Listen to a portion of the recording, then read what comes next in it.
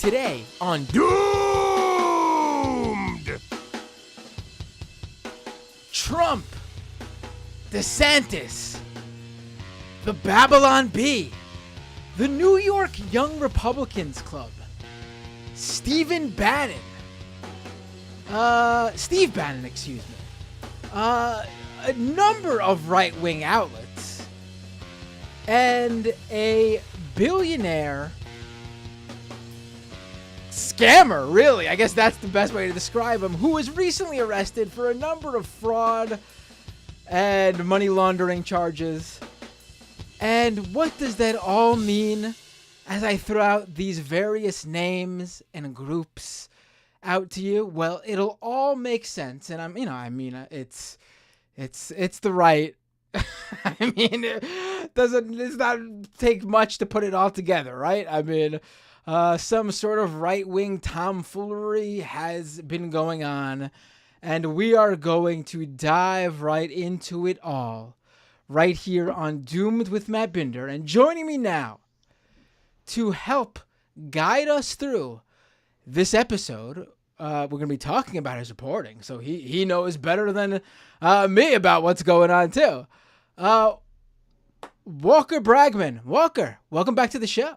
Thanks for having me on, Matt. Oh, always a pleasure. Now, where do we start here? Like, this is the thing. Like, I had to really think about how to jump into this because, there is the obvious news hook, and I guess we start with that, and that is, here we are talking about, we're about to talk about a story that, frankly, I think, you reported on it not long ago, but a couple weeks ago, right? Yes. And I remember sharing it because I read it at the time, and I was like, oh, this is great. And I had reported another piece of that story, not the same thing, but, one of the guys you mentioned in it, I reported on him a month or two earlier based on something that happened to him. Again, we'll get all to it in a minute.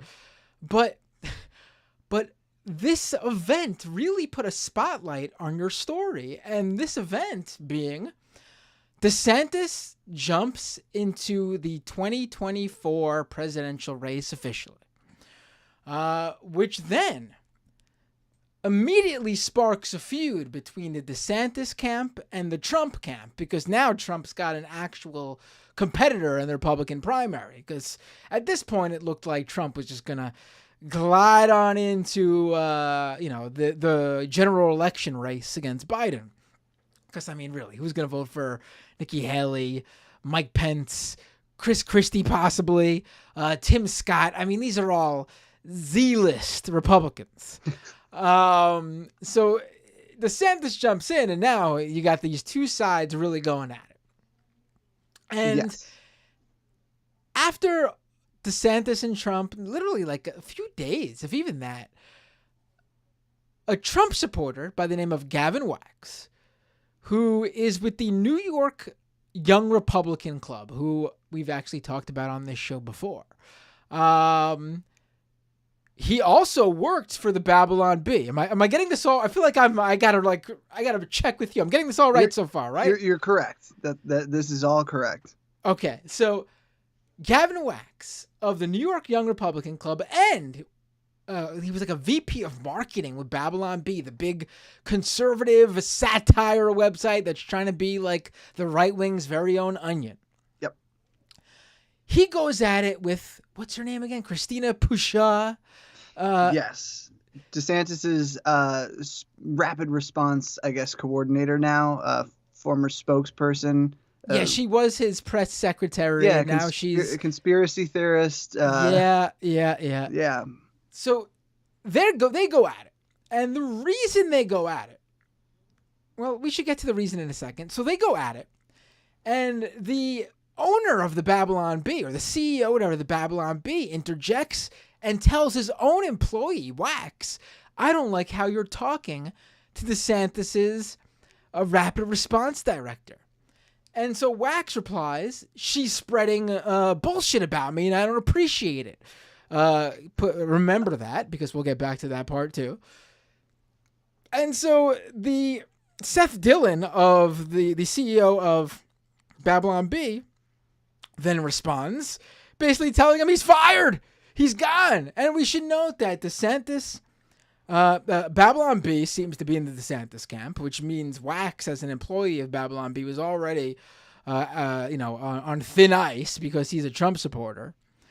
And this whole thing happened, like I said, we'd come back to it, because Christina Pushaw of the DeSantis campaign called Wax out for his previous work for Getter, one of those all social media platforms, one of those like alternative right-wing social media platforms that came out before Truth Social, run by former Trump campaign worker Jason Miller.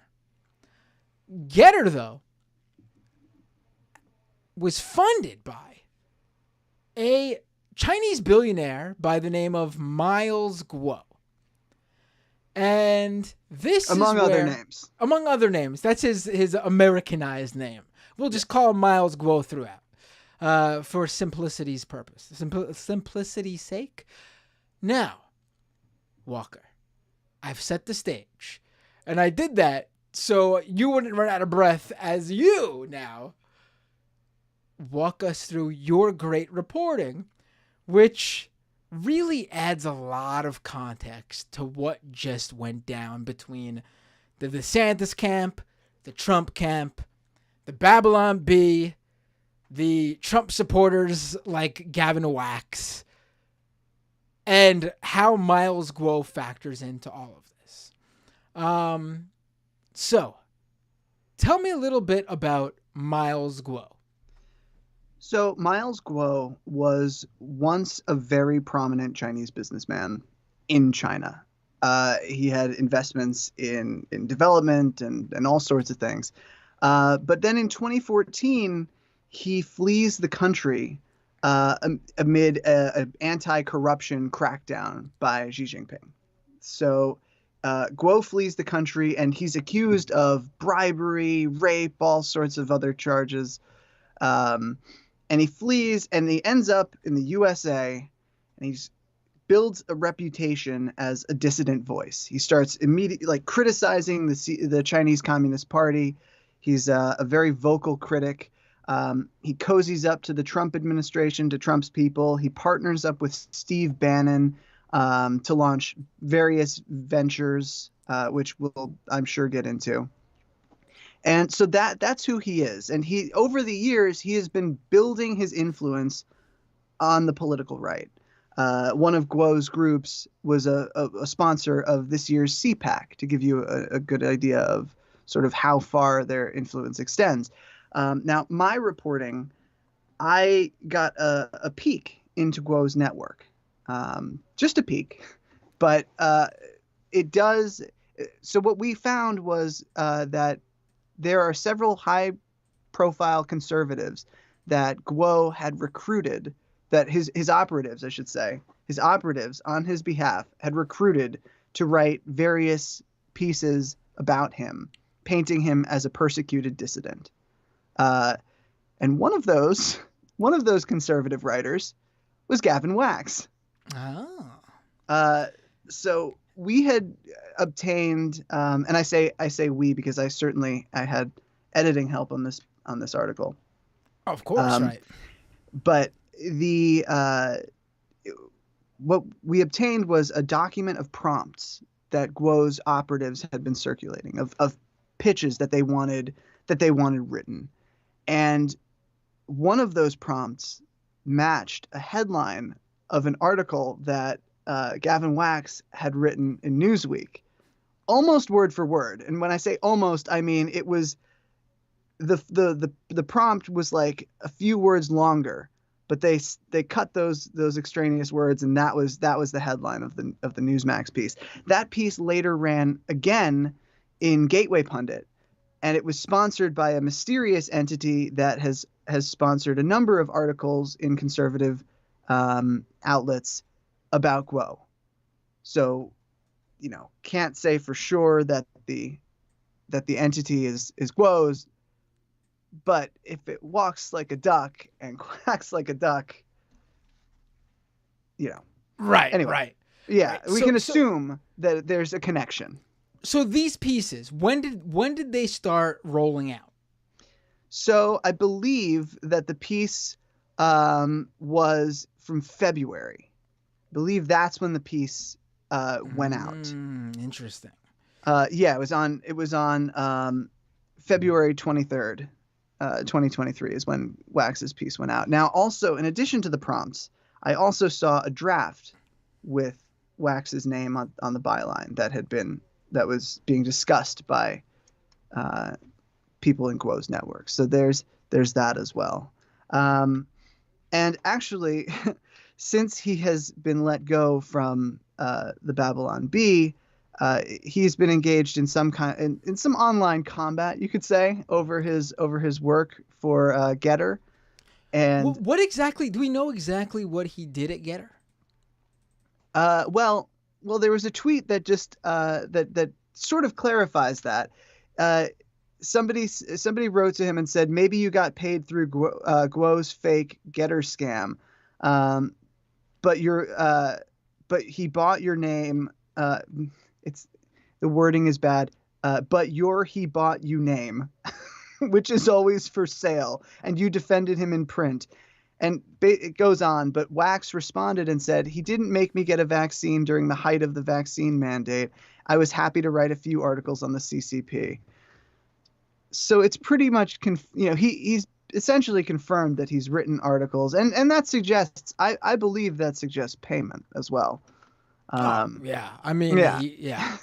I think that goes without quite. I mean, right. I guess we can discuss how much payment would make it Right. even more interesting. You know, did he get paid like a normal writer's fee, or was it a little bit more than that? And that would be an interesting thing to know. I find it now. There were numerous pieces that went out on Guo. We're just talking about Waxes right now. Right. There were other writers as well. Carolyn Levitt. We'll get to that in a second, because I want to focus on the Wax beats for just a second more, because that was the first article on Guo to come out.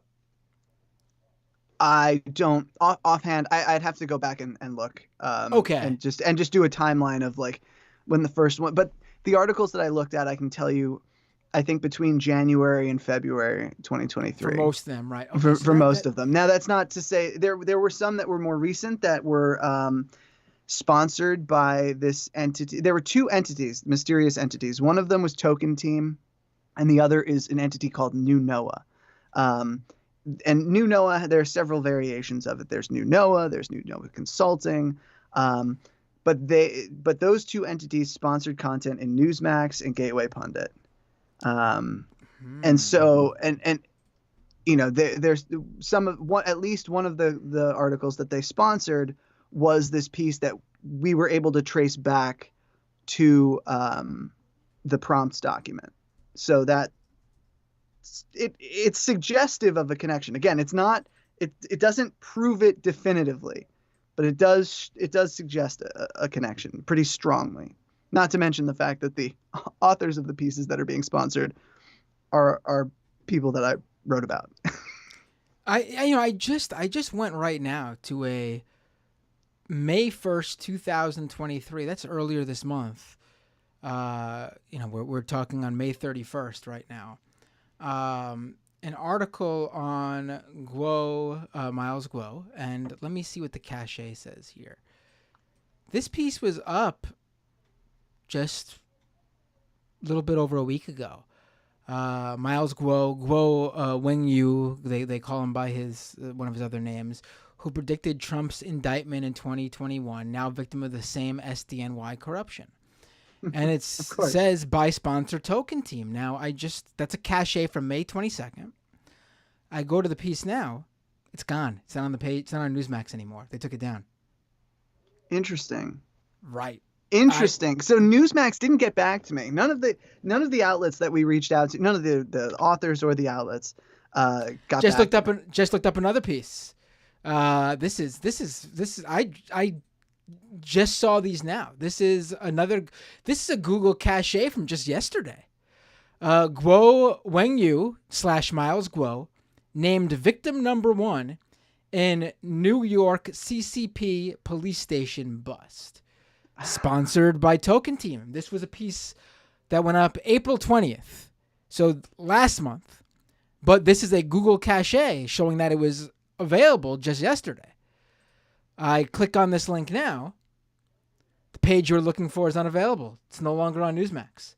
Can you check and see if the exposed DOJ employed attorney secretly met with Chinese ambassador? Say that one more time. Sorry. This is so the prompt just so people understand when I say that the language was identical between a prompt and this Gavin Wax piece for Newsmax. The prompt reads exposed : DOJ employed attorney secretly met with Chinese ambassador to sell out America. And the article that appears in Newsmax under Gavin Wax's byline is DOJ employed attorney secretly met with Chinese ambassador. So it's a little toned down, but the language is exact. And if that DOJ employed attorney secretly met with Chinese ambassador, if that appears on their website, I mean, that would be surprising to me, but we'll see. It is also worth noting that some of the the Gavin Wax one is still up there. It's still up. That's the one that says DOJ employed attorney secretly met with Chinese ambassador. It does say opinion on it, and it doesn't note that it doesn't note that there's any connection to Guo's network. No, it just says Gavin. It's by Gavin Wax. I guess the other ones are too obvious, and these ones. This one they felt like they could get away with. I don't know. It's very interesting though. And we should. What I wanted to bring up before I got sidetracked by them actually taking those pieces down, which again, one of those caches from Google is just from yesterday, which means it was up yesterday. The reason it's so interesting that these started going out in February is because just not even a full month later, Miles Guo. Let me pull up this piece just so I have exactly everything that just not even 15 days later, maybe 3 weeks later, Miles Guo gets arrested. And charged by federal authorities with a series of wire fraud, securities fraud, bank fraud, and money laundering charges. Yes. You'd mentioned some of this earlier. And part of what his fraud entailed was, this is something I had looked into a little bit a couple months ago. Still got to do more research if I'm going to do a full-fledged scam economy episode. But big surprise, one of Miles Guo's scams was a crypto scam. He had a Himalayan exchange cryptocurrency ecosystem, sort of like a fraudulent exchange, and his own stablecoin dubbed the Himalayan dollar, and his own crypto token, Himalaya coin. Are you guys getting a real Terra Luna feel out of this with the stable coin and the sister token? But anyway, he would go around to various like Chinese dissidents and other investors who were like anti-CCP. And he would sell them that this was the way to take down the Chinese government via crypto. Like crypto was the way, and his Himalayan series of crypto products was going to play a major role in that. And so he allegedly ended up with $262 million from investors who put their money into what they thought was this Himalayan crypto exchange. But it really just ended up going directly into Miles Guo's bank account. Like this dude was living off of the $262 million he stole from the crypto investors And that's just one of his yes, ventures. I mean, the entire all of his charges are for a scam that was, upwards of $1 billion. We're talking, And it is worth noting that these various projects that were sold as, dissident projects, ways to combat the Chinese government, that this was enabled by his cultivating his image as this dissident. Like he built his credibility through sort of a PR blitz. And my story is really a peek into how he did it and how he has done that. Right. Right. So it, in a sense, it enables this kind of. Oh, right. You basically have like, and let's bring this up too, because I think this ties in perfectly. Like Guo, again, we had mentioned earlier, really close business partner with Steve Bannon, who we all know was part of the Donald Trump 2016 campaign, was a major factor in him essentially winning that race. Major factor in Breitbart and Breitbart's connections to the Trump campaign, and is involved and eventually was arrested for one of his own frauds that he perpetrated, along with another individual, to build a wall where they basically raised money from right-wingers to build their own like ad hoc border wall without having to go through the federal government. And they basically... And Matt, when he was arrested on Guo's yacht. Right. Right. So what you have here is a series of scammers. Right-wing scammers, to be quite frank, to be clear, who perpetrate their scams by scamming, essentially, other right-wingers. In Guo's case, they were just a portion of his overall scam base. But, if you're going to people to tell them, invest in this to take down the CCP, you're speaking to right-wingers. And so you have these wealthy people, wealthy right-wingers, scamming other right-wingers. And then you have right-wingers taking money to help fix those rich right-wingers who scammed other right-wingers' image. Like, they eat their own. They eat their own, and they don't care about each other one bit. It's so insane to me, really, how circular this predatory nature these guys are. That they're just bilking each other out of money like that. Yeah, there's no honor amongst thieves, I suppose. Right. So let's get back into your work here, because I think this is really incredible how we know that there are all sorts of PR outlets that try to get good coverage. I honestly could not imagine being a legit writer, reporter, even just op-ed writer, and doing this. This is really low ball, affiliate, blogger bullshit that you see from those people who are updating you once a month on how much they're making from their their niche affiliate websites, where they try to get people to sign up for other products, and in exchange the owners of those products kick back a percentage of the sales to the blogger. To see this in essentially political writing is so bizarre to me. But you know what? It's not uncommon. I think that's, and that's really something that's really troubled me about all of this, is that we caught Miles Guo doing this, or his network doing this. But it's fairly common practice. This happens, and it's not just, it's surely not just conservatives that do this. It's PR flacks place pieces all the time. In a way, it's kind of the death of journalism. Right. And the outlets that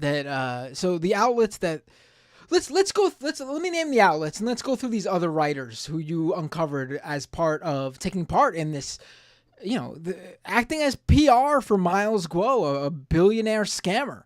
So the outlets that publish pieces, basically funded by PR firms trying to launder Guo's image, Newsmax, Gateway Pundit, Town Hall, The Washington Times, and Headline USA. I'm familiar with all of those except Headline USA. What the fuck is that? Same. I was familiar with all of them except for Headline.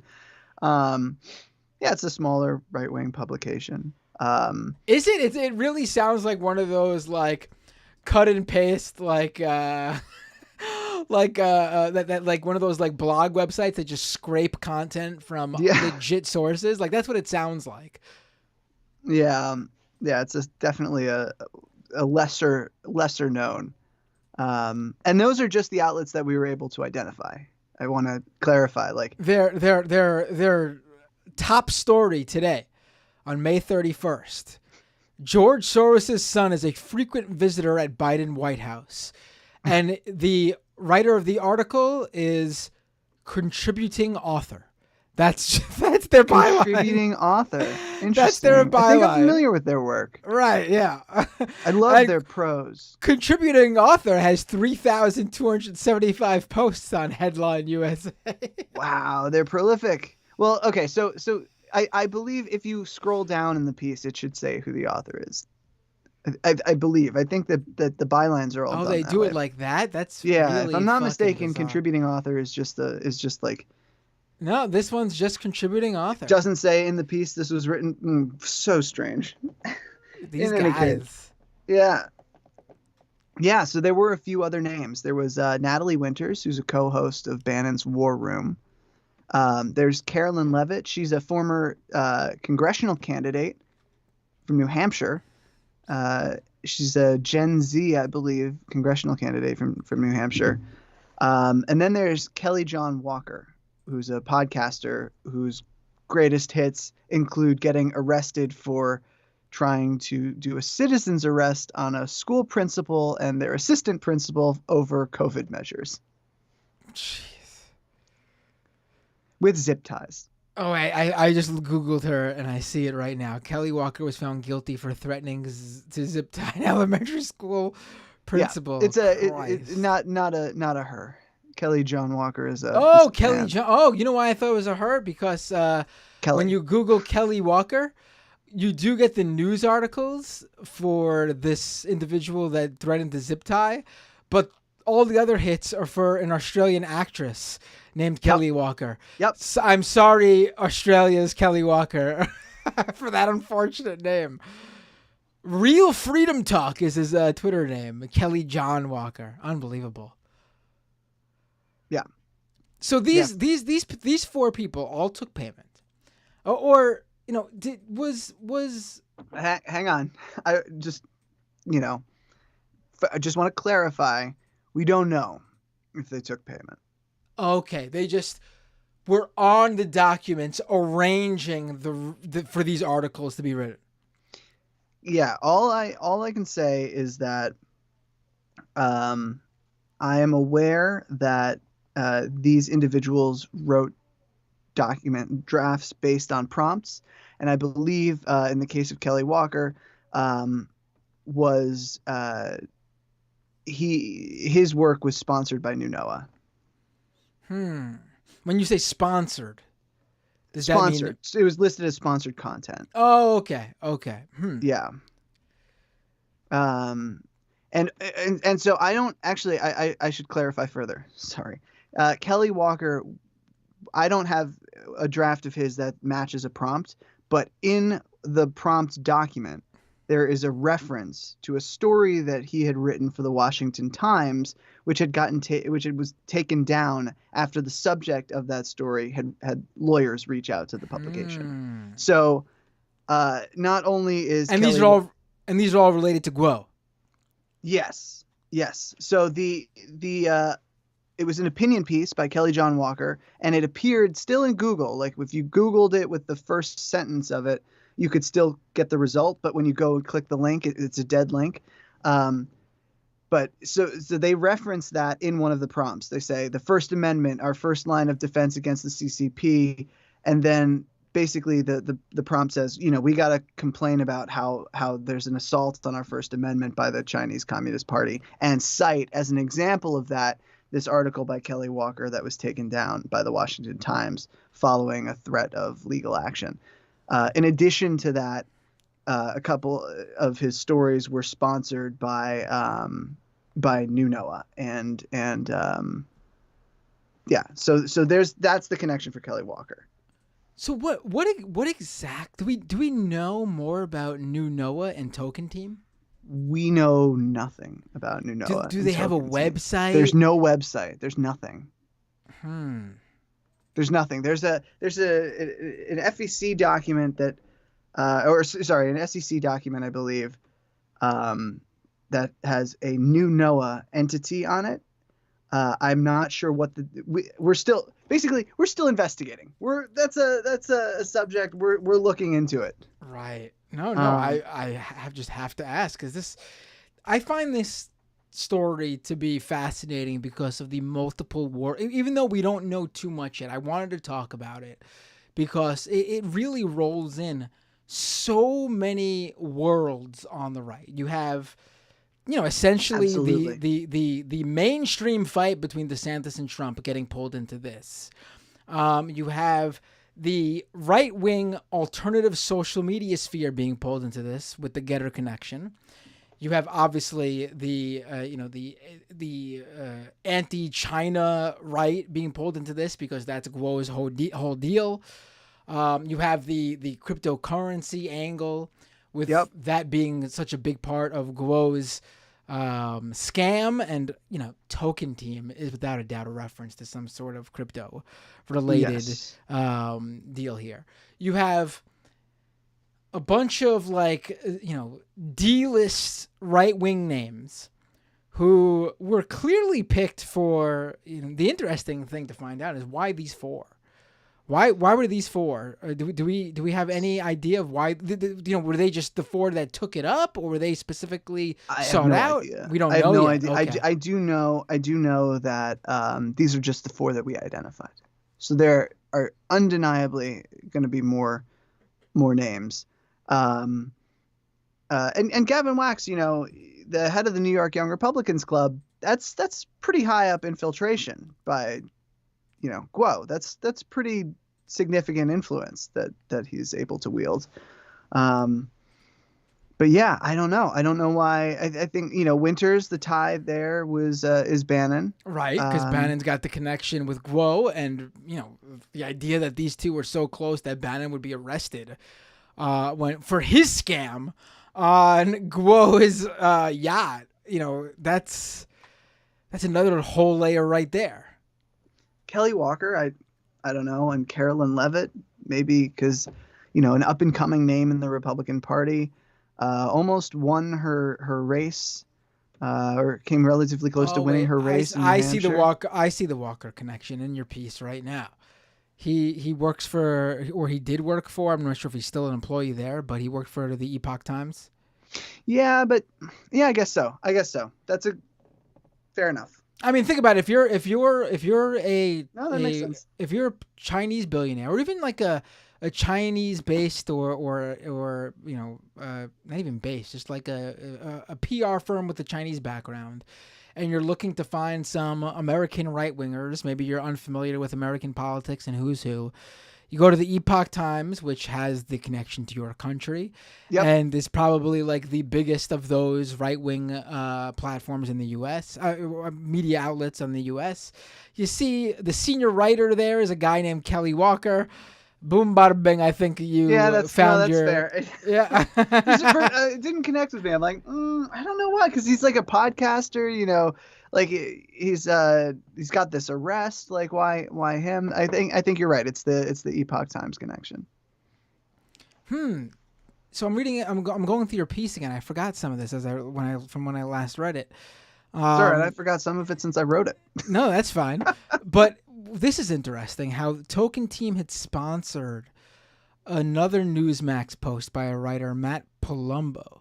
Yes. So that's another possible connection right there. Right.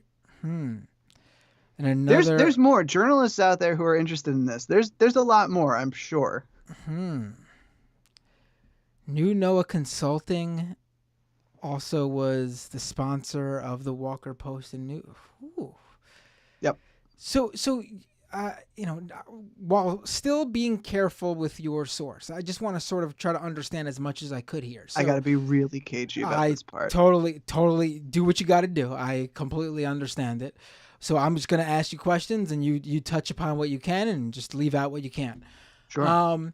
This was a document that was like, what was the purpose of this document? Was this internal for the PR firms, or were these documents with the outlets? So I saw several documents, some of which were communications, one of which was a document of prompts that was circulated among Guo's operatives because these are stories that we want written, basically. And I can't tell you anything about my source. I agreed to totally protect them for professional reasons, so I think that was fair. They, gave me a lot of good information. But yeah, I can tell you that. And also saw drafts. So including a draft by Natalie Winters. Yeah. Now, for people who aren't familiar, when you say prompts, exactly. I mean, I know what you mean, but why don't you tell people what you mean when you say that there was because I think that's the main thing to me, that basically these people are just writing stuff that they're being told to write. Fair enough. So the prompts that I saw were like a headline and a description of what the article should be and like what it should include.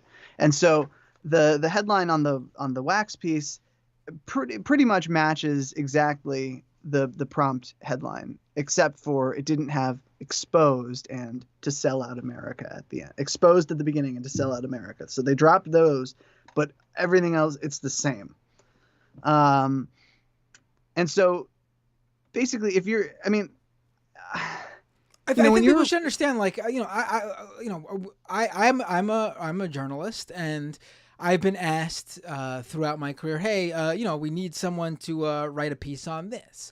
And so it's just like a general thing of, we need someone that day to cover this story, and you cover it. But I've never been told how to cover something.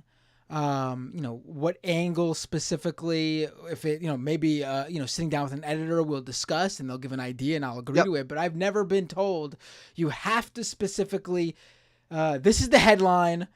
This is how you need to write it. This is what we need to get across. You need to do that. That's not how this works usually.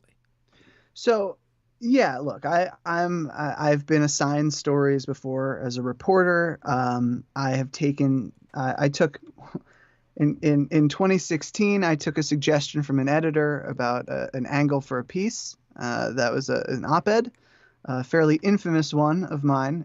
You've actually been on this show and we've talked about it, right? Yes. And I think I think you've anyone who still has a problem with that piece, I think you've explained how your views have changed quite clearly.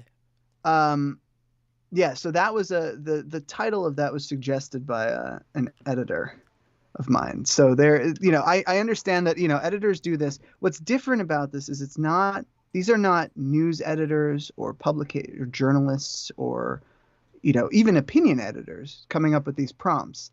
They're political operatives. They're political operatives working on behalf of a billionaire who is embroiled in scams, basically. So there's no sense of journalistic responsibility in any sense. It's just, this is the piece that we want. It's PR. It's doing PR. It's not actually journalism. It's not even right. It's not even really an op-ed, right? Like at that point, you're just doing PR. You're a flack. Right. You're not it's like prognosticating or anything. This is the equivalent to say a billionaire CEO of a company handing you documents from that company, specifically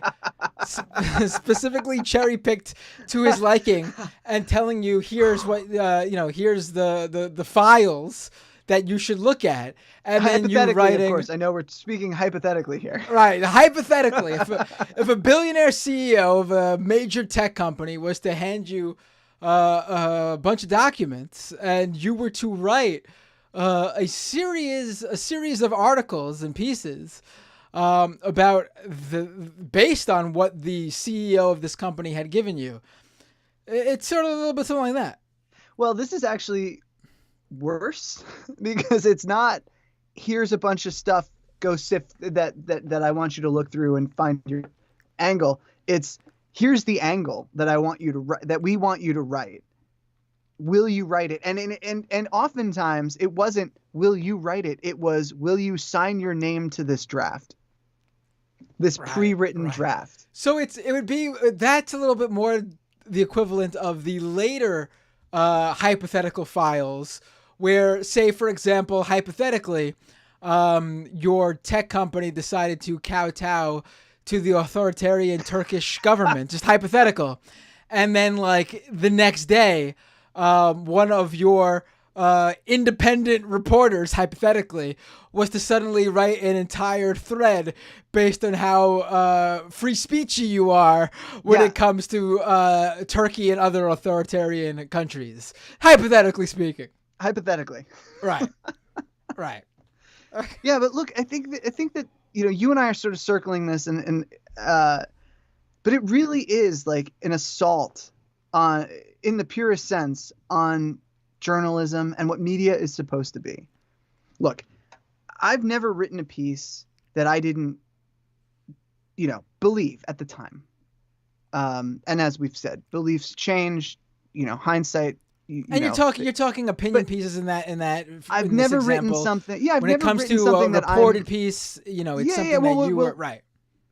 Look, I've never signed my name to something that I wasn't comfortable having my name on and out there, and that I didn't write myself. Right? Like, this is different. It's like, how, when I got this story, it was like, how do I take anything in the opinion section seriously again? Now, obviously, Newsmax is a very different publication from, say, the New York Times or the Washington Post or Politico or any sort of more mainstream publication. But it does make you think, because this is not an uncommon practice. How do you trust the opinions that you read in the paper? How do you trust the opinions that you see online? I don't know what the solution here is, because it's, this is a practice that's, I think, as old as time, but it's very troubling. Right. Right. I mean, I think an extra thing to consider here is that you, me, and I'm going to assume a good portion of my audience are intelligent enough to, when they read an article, see things like sponsored, or even if they don't, have red flags when they see certain articles angled or themed in a certain way, especially if it's by certain authors or writers. And, they could say, oh, I wonder what went into getting this piece published. The Newsmax audience, again, we don't really have to worry. I'm not like going, oh, the poor Newsmax audience, these poor. I'm not even talking about that. But I do think it's a concern. These people read this stuff and think it's legitimate. Like Miles Guo should be fairly simple for everyone to just be like, this dude's a scammer. Like, he's a scammer. He's a scam artist. Yet here you have these right-wing figures going to bat for him based on... Everything is for sale. Right. Everyone is for sale. And look, it's sponsored content is one thing, but if you're not labeling content that's been, cultivated through a PR group or operatives as sponsored content, you're lying to your audience. You're misleading your audience. Now look, I do not put it past any of these authors that they firmly believe, what they're writing. but it does make you question it a little bit, doesn't it? It does raise a red flag. Like, wait, would you write this if not for? Would you say this if not for this connection? And who knows? But I think it's important. I think disclosure is important. I really think that's sort of the key here. Right. And for a publication like Newsmax don't. to not do that is a dereliction of responsibility. It is Newsmax, but it is Newsmax. It's hard. Listen, we're in this weird spot here where, like, obviously the outlets we're talking about, I don't even consider them to be. They're digital media outlets. They're not. They're not a news outlet.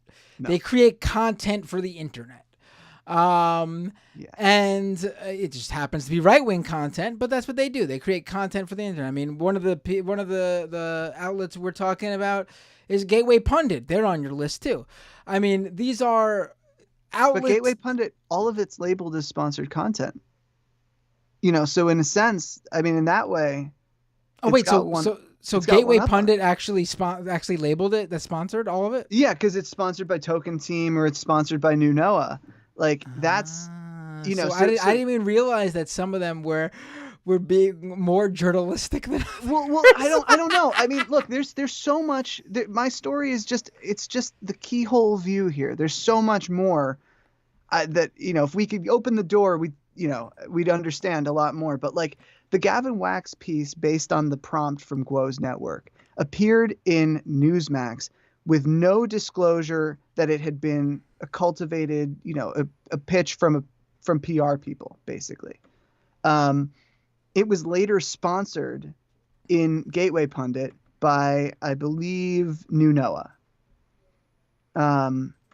So does that make Gateway Pundit better because they sponsored it? Well, maybe it's just that this entity paid them to run the same piece. Who knows?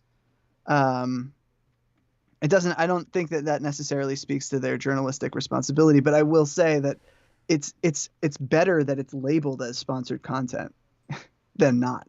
Right.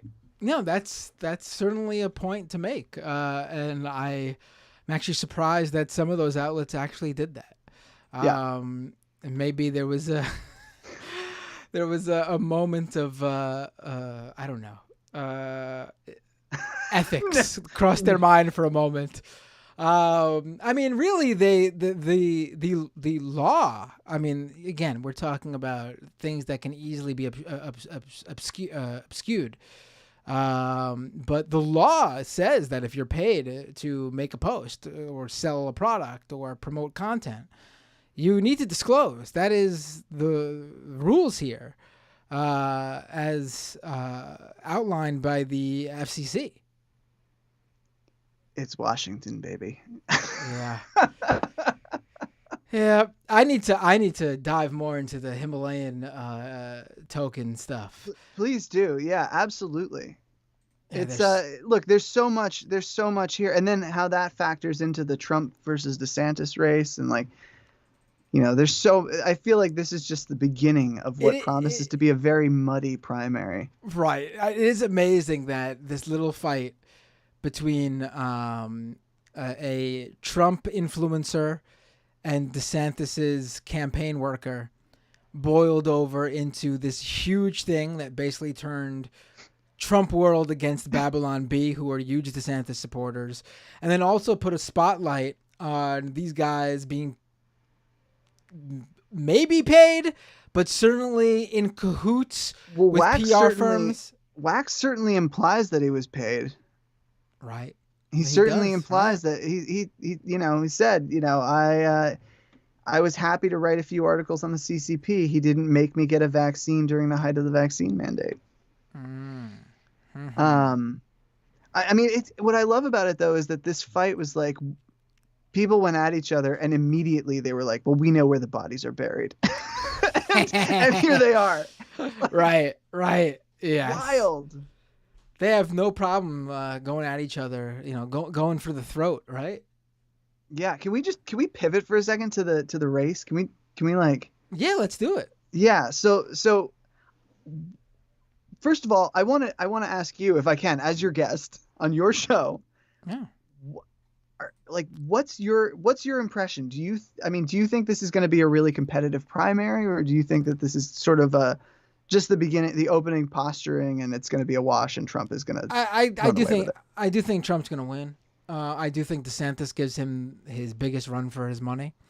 I do think that there will be opportunities for DeSantis to pull ahead throughout the race, perhaps. We could be looking at something like 2016 where, there were a few moments where Trump possibly could have blown it. There were a few races, if you remember, in the 2016 primary that Ted Cruz won.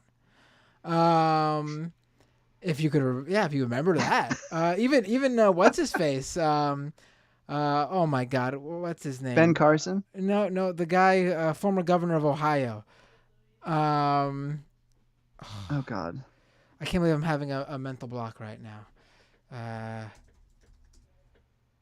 Oh my God, I can't believe I'm having a mental block. I am too. Kasich. Yes. Oh my God. John yes. Kasich. Right. Yeah. Everybody's like, he's the normal one. Right. He won Ohio. I don't even think people. I mean, that was his home state. He was governor there, but he won Ohio. And I think there were moments where people thought maybe Trump won't do this. Maybe the Republicans won't let him do it. I feel like, DeSantis could possibly give us some moments like that. There's no one else. It's gonna be DeSantis versus Trump throughout. And I do think Trump will eventually win, but I think there'll be a lot of casualties between the two teams. Yeah. Well, I think that's for sure. Yeah, I'm interested to see how it plays out, because DeSantis's team is right now, they're making COVID their big story. No, You know. to me, I know the right wing is still obsessed, but the vast majority of this country, for better or for worse, has just moved on. Like, it's not a winning topic of debate, just COVID in general. No matter if you are an anti-vaxxer or, being an anti-vaxxer, I think hurts you beyond COVID in this country. I think people have a negative view of anti-vaxxers in general. But does it hurt you in a Republican primary? Oh, I don't. Yeah, that I don't. That I think they'll have to. Because the weird thing is, like, Trump is gonna play both sides and both take credit for his role, whatever how big or small it might have been in rushing out vaccines. And he's gonna both use that to his benefit. Look what I did to get the vaccines out, but then also try to both sides it with, but the choice was yours. If you didn't want to take it, it was all up to you. Like, and DeSantis is gonna hit him for that, and I do wonder how it's gonna play like that. You got to believe there are Republicans who got vaccinated. Like, are they vaccinated anti-vaxxer Republicans? They probably are, but how big is that? How big is that cohort? I'd love to know. There are certainly people like that. I can think of one right now who does not officially identify as a Republican, but everybody can see the direction that he's moving. Thinking loud, YouTube presence, Chicago accent, now hawking Bitcoin and transphobia. Just saying. Yeah, there are, there you go. There are people like that who got vaccinated and then insist, I was vaccinated and injured, and right. They're like, I don't know. I got to tell you, this sort of, the way that they turned on wax and sort of just were like, yeah, well, here you go. Here's your corruption right out in the open. You're gone. I don't know. I think DeSantis has a better chance than people are giving him credit for. He's awkward. He's not personable, but I feel like there's been a lot of preparation for this race on DeSantis's part. And look, it could go out the window. He could get up on that dude, debate stage, and Trump makes fun of him, and then it's over, right? Like, I mean, have you seen his campaign website? Have you seen his campaign merch? For someone who spent so much time apparently in preparation, his campaign already looks like garbage. To be quite when I honest. say preparation, I don't necessarily mean his gear, his website, like that stuff. I mean the narrative foundations for his campaign have been ongoing for quite some time, and all of the COVID misinformation folks that I've been reporting on have coalesced around DeSantis over the last year or so. So his opening volley on mandates and Florida did so well and anti-vax stuff, I don't know how it's going to play in a Republican primary, but I have to say that I think that it has more legs than I would have liked it to for a major party primary. I think the cult of Trump is too strong, and I think DeSantis is too weird. I don't even mean his beliefs. I mean, like, he's just a weird guy.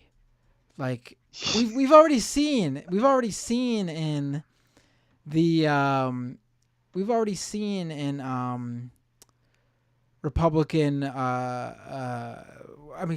seen in the midterms how the vast majority of this country views the right's weird obsession with trans people and gender identity and the LGBTQ community at large. Those were the issues they ran with in the midterms, and it failed for them big time. They blew it, and they seem to think that's what they should double down on. And I say, good, let them think that. How did it do in the primaries, though? I mean, it doesn't matter if their primary candidates lost. Well, no, sure. Look, so much the better for the country. But, if it wins the primary, and just the idea of this stuff being mainstreamed, like a major candidate, a prospective candidate for a major party is this wrapped up in science denial, bigotry, and all of the stuff, everything that sort of defines DeSantis. It's really frightening. I have to say it's quite frightening. And it's funny to like laugh at him and he is a weirdo, and he's like, he's very, so I saw an article, I think it might have been in Defector. It said DeSantis has an Elizabeth Warren problem. I don't know if it was Defector, but it was basically saying all his issues are so niche, like nobody who doesn't live online would give a shit. But it is quite scary. No, right. I mean, the idea that these would be issues big enough for, I mean, the right's obsessed with these issues now. It is definitely worrisome. No doubt about it. But I mean, electorally, it's going to be, it's not going to run in their favor, I think, based on what we've already seen. Yeah. I hope so. Yeah. Walker Bragman, thank you so much for joining me and walking us through your great reported piece. Let people know, where can they find you? So you can find me. My work is on Substack. It's if you go to importantcontext.news, you can find my work that way. Or you can go to optout.news and get the opt-out app and sort of keep track of us that way. Also, your wonderful show is on opt-out, and great journalists and commentators like Matt are on the opt-out app. You can stream, you can listen, you can watch videos, you can read articles. It's all there, and you're not taking any clicks away from the creators. Opt-out has no native advertising. It's got no algorithm. Everything is curated by journalists. We're not selling your data. So you can get all of your news in one place from independent outlets only, and independent content creators. I think it's a lot more enjoyable than going on Twitter and trying to suffer through the noise now. Oh, yes. There's no cat turd on opt-out. Right. Oh my God. Can you imagine if there was? Oh my God. I'm gonna be the cat turd of opt-out. I've decided. I'm going. You call me out publicly. Hey, why is my stuff not showing up more frequently? Right. I'm gonna start doing that. And I'm gonna do it under username dog poop 2 instead of cat. That's the leftist cat turd. Dog Yeah, poop. there you go. Dog poop. But yeah, no, the opt out app is fun. It's free. And you can create your own feed as well. So there's a main page, and then you can customize your own feed, and you can get everything. So even if stuff isn't selected for the main feed, you can still get it. There we go. Everyone, check out Opt Out. Check out Walker Bragman's Substack.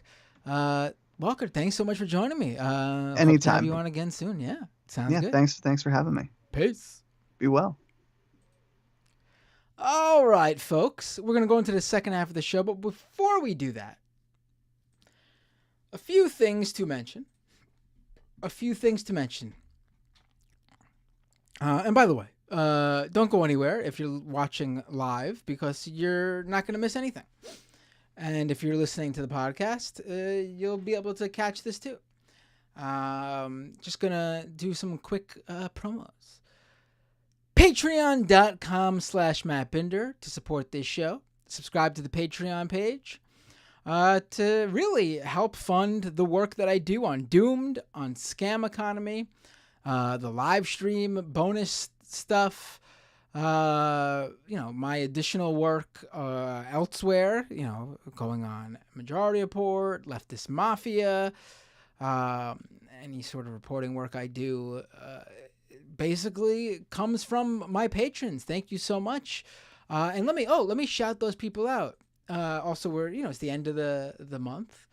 And when that happens, the payments go through, and people have to cancel for various reasons. And I always say, take care of yourself first. So I'm not calling for people who can't afford to do so to do it. But if you've been waiting, I got $5 to give to my favorite creator, and I was thinking about giving it to Matt, but I'm thinking about well, maybe now is the time to do it. Thank you so much to Peace Seeker, Joel D, Jafafa H, and Julian D. Thank you so much for becoming patrons this past week at patreon.com/MattBinder. You can also support this show by going to youtube.com/MattBinder, subscribing to the channel. That's free. You could leave a super chat right here in the live stream. I'll read the super chats in the second half of the show. So one-off payment. You could also drop a super thanks in the comment section of any video. Some people did that this past week. I'll be reading those super thanks comments as well in the second half of the show. Go to twitch.tv/MattBinder to also follow that channel there.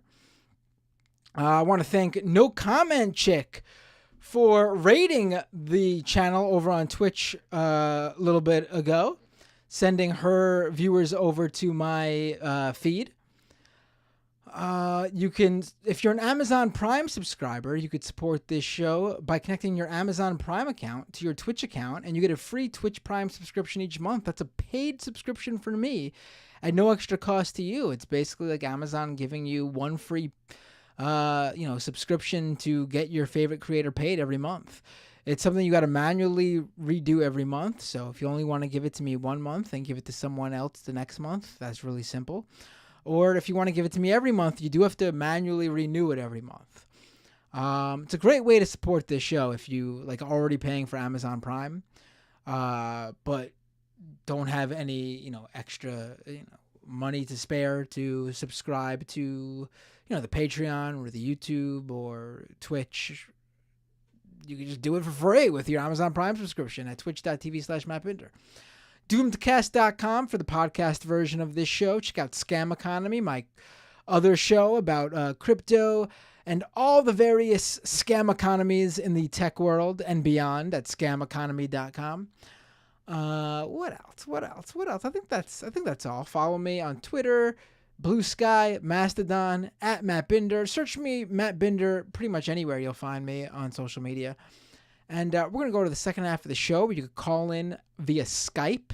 Just search Doomed Live, one word, Doomed Live, on Skype, and it'll pop up, and you call in. I pick up the calls as they come in, and we just go right at it. Whatever you like to ask me or discuss with me, debate me, tell me what a loser I am, whatever you'd like. That's fine. We can discuss anything and everything via Skype at Doomed Live in the second half of the show, where we will go right now. If you are watching on the live stream or our Patreon subscriber, don't go anywhere. This is all content for you. If you are a individual who listens to the free podcast stream when it gets uploaded later on, this upcoming part of the show is not included in the freebie stream. And this is where I say to you, I will see you all next time on Doomed.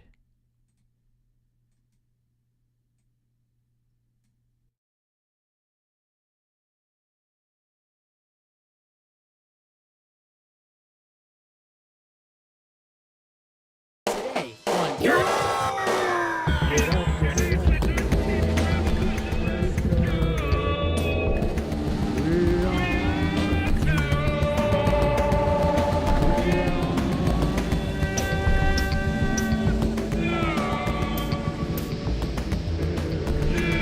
Ecological collapse, corporate fascism, corporate journalism,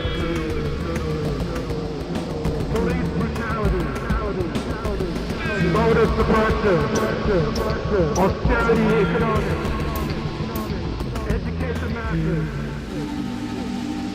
rampant homophobia,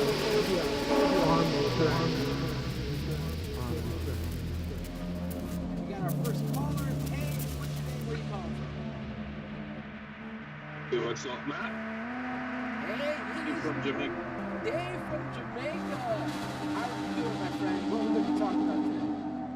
I don't think you are exactly what you claim you are. I would say you're what makes you look? I'm pro-Green New Deal. All right, we are back on the show. This is the second half of the Doomed live stream, and coming in just in the nick of time. Well, not in the nick of time because we're in the second half of the show now, but you get to be name dropped right now and next episode as well. Sebastian D, thank you so much for becoming a patron. Again, your patronage right now is super helpful. As the first of the month approaches, people's subscriptions get declined due to financial issues, or they have to cancel. We're a couple people behind where we should be at the beginning of a month. And so, we're falling a little bit backwards, but that happens. Some months are better than others. Maybe June things will start popping again. And Sebastian D kicks us off on what I hope will be one of those poppin' months. Let's go to the phones. Hey, what's your name? Where are you calling from? Oh my God, this is Jenna from Fremont. Hey, Jenna, what would you like to talk about? Oh my God, I can't believe I got through. I'm so excited. It's nice to finally talk to you. I've been watching you for a while. I love your show. I love your appearances on the Majority Report. Thank you. Yeah, of course. So I have something really exciting to share with you. It's kind of like a request, I guess. Okay. So you're a punk head, right? I am. Awesome. So this is very niche. I don't know if you know them. There was this ska band back in the 90s, early 2000s, Five Iron Frenzy. I am familiar with Five Iron Frenzy. No way. Okay, good. So I don't have to explain as much. So I do know they are they were one of those. I don't even know how. I know there's a number of like Christian punk bands, but I don't know how many Christian ska bands there are.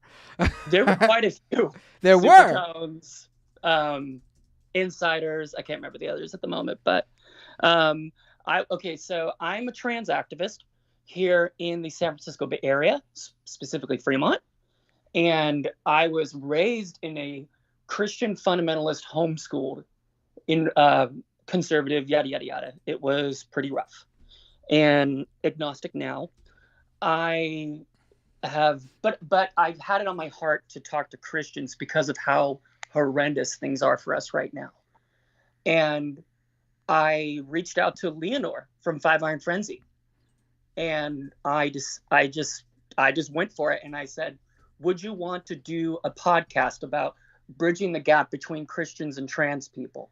And she said yes. I was super surprised. And it dropped on Sunday. She has her own podcast. And right now it's sitting at 600 something views. It's really powerful. I am really excited right now I've had to sit on it for 2 months. And I'll have to watch it. Please. I already sent it to you in your DMs on Twitter. Oh. If you want me to tag you in it, I will do that too. Let me see. Hold on. Oh, you know what? I see it. It got stuck in the message requests folder. I hate that folder. No, it's okay. I know you're hella busy, so I actually really appreciate it. No, the thing is, when I get a Twitter DM and it doesn't go into the main folder, I don't get a notification when it goes into the secondary folder. That message request folder, I see your DM right now. Oh, wow, I got to watch this. This is awesome. Thank you. Yeah, they actually, I'm not going to pretend I was their biggest fan. No. But one of their songs, to this day, I can still hum it, and it was one of my favorite one? songs. Banner Year. Oh, Banner Year, 1868. Yeah. Yeah. No Totally. flag flies, no banner waves. Yep, that's a Did you, good one too. Yeah, that's a good song. Do you know Handbook for the Sellout, the opener on that album? It sounds familiar by the title, but I couldn't tell you what it sounds like. Oh, it's like one of their biggest ones, and they always I've seen them 4 times, and they always open with it. Oh, so you're a big Five Iron Frenzy fan. You know, they were a huge influence on me when I was a weird Christian homeschooler, and they were the first band that made me feel like normal. How Christian were they? Because again, I wasn't too familiar with them. And that Banner Year song, which pretty much was my favorite song of theirs, and as the only one that's stuck with me, I don't think there's any sort of Christian. It's a pretty political song, but it's historical. It's not like based on any that I can remember. So I don't think there's any sort of religion mentioned in it. They were always kind of based. But they've gotten way more based. Their latest album, Until This Shakes Apart, is super left. They were always Christian, but they were very much like, we're coming from Jesus's ministry and his message, not the Christian nationalism and the fascism that you see in the Republican Party. They're very much against that. So they are fucking rad. I'm sorry if I can't say that. No, you can't. No, I mean, I would expect so. Like, I wouldn't think that even a Christian punk band would be in the right wings. I mean, people, I think Supertones were, they weren't right wing per se, but they were way more preachy. They would have Supertones. I wasn't too familiar with them. I don't think they. So I also got to say that there's a number of these bands that never made it past. Well, they did make it past, but they didn't have the same sort of imprint on the East Coast that they did on the West Coast. These are mostly West Coast bands you're talking about. Yeah. Five Iron Frenzy's from Denver. Yeah. Supertones, I know they're a West Coast band. They're LA. Yeah. I mean, we have our own East Coast bands that don't have the same standing power on the West Coast. Like here, you mentioned, especially in New York, you mentioned Choking Victim or Leftover Crack. It's like you're talking about the fucking, like you would talk about Rancid over in California, Yeah. Which is where I'm born and raised. So. Right. So I'm assuming like some of those bands probably had more of an influence on West Coast punk than over here. Yes, that's actually would make a lot of sense. It's funny because I'm actually much more of a metalhead. I eventually grew out of ska and punk. I still love it, obviously, but like I have my nostalgic moments, and Five Iron Frenzy is definitely one of them. Right. No, I hear that. I mean, I never grew out of it. I mean, okay, I don't want to say I grew out of it. It's still in my heart, I would say my tastes probably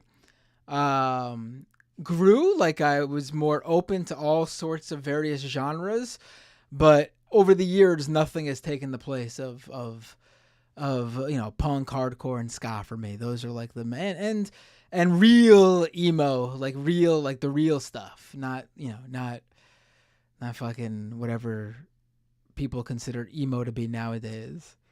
You consider My Chem like Hot Topic emo? Oh, My Chemical Romance is not emo. It's not even. It's Yeah, but I'm okay. not even like knocking it because it's like they got mainstream. It's just not emo musically. They were never an emo band. I don't know why people thought they play pop punk. They play pop punk. Because they kind of dress like alternative, like They Cure, just like if that goth. makes They just like goth kids. But that's Yeah. not really like how would I consider emo. Like what I consider emo is like pull up Through Being Cool by Saves the Day and look how they're dressed on that couch. That's how Goddamn. when I think of emo, that's who I think of. Those like how they look, the five of them look on the cover of that album. I don't consider the goth kids to be emo. It's so funny because I was a thrash purist in high school and college. I was that obnoxious, like, oh, if it's not Metallica and if it's not Megadeth or if it's not Iron Maiden, blah blah blah, it's not cool. And There's one so there's one thrash band left, and it's Municipal Waste. well, yeah, Municipal Waste, but they're neo thrash. I was never so much of a metalhead, so I'm not familiar with all the various subgenres of metal. Yeah, Municipal Waste is early 2000s, right? I saw them. Yeah. I saw them at a. Jeez, I might start aging myself out. It didn't feel that way just a couple of years ago. But I saw them at CBGB's. You went to CBGB? What? You went to CBGB? Not only did I play CBG, not only did I go to CBGB's, I played CBGB's. Get the fuck out of here! That's so cool. Yeah, I mean, it was. Listen, there's a lot of shit to talk about CBGB's. A lot of it was the aura more so than the actual venue, but they really did. They really did have one of the best sound systems I've ever heard at a venue of that size. It was like, it was really they put the money in the right place, I guess. No, that makes sense. Gilman had a terrible sound system. I had a couple friends play the Gilman, but that was like way after, the whole Fat Records phase. Right. I'm not too familiar with Gilman, 'cause I've never been there, but I know what you're talking about. Gilman, CBGB of the West Coast. Right. Isn't that where like Green Day got big and everything? Green Day, Operation Ivy. Right. Fun fact: Green Day's first show was Op Ivy's last show. That feels like something I might have heard numerous times over the years, but I did not remember that. Yeah. Interesting. Yeah, a lot of the I'm trying to think. I was never too into a lot of those West Coast bands. I'm thinking of all the bands I really was into, and they were all East Coast bands. It's like the 90s West Coast, East Coast. Yeah, it wasn't even purposeful It's like either. a rivalry right now. It wasn't even purposeful either. And if it wasn't an East Coast band, it was a band from the UK. Subhumans, The Addicts. Subhumans. Yeah. Oxymoron. Not purposeful I saw the either. Subhumans last summer. I never really liked too much West Coast punk, actually. I felt way too positive, maybe that's the word I'm going Bad for. Religion? Bad Religion I never got too into. I saw them a few times. Funny enough, I saw them the first time I saw them. I went to see Less Than Jake, because Less Than Jake opened for them. Oh, hell And yeah. I was a bigger Less Than Jake fan than Bad Religion fan. And I did like Bad Religion to an extent.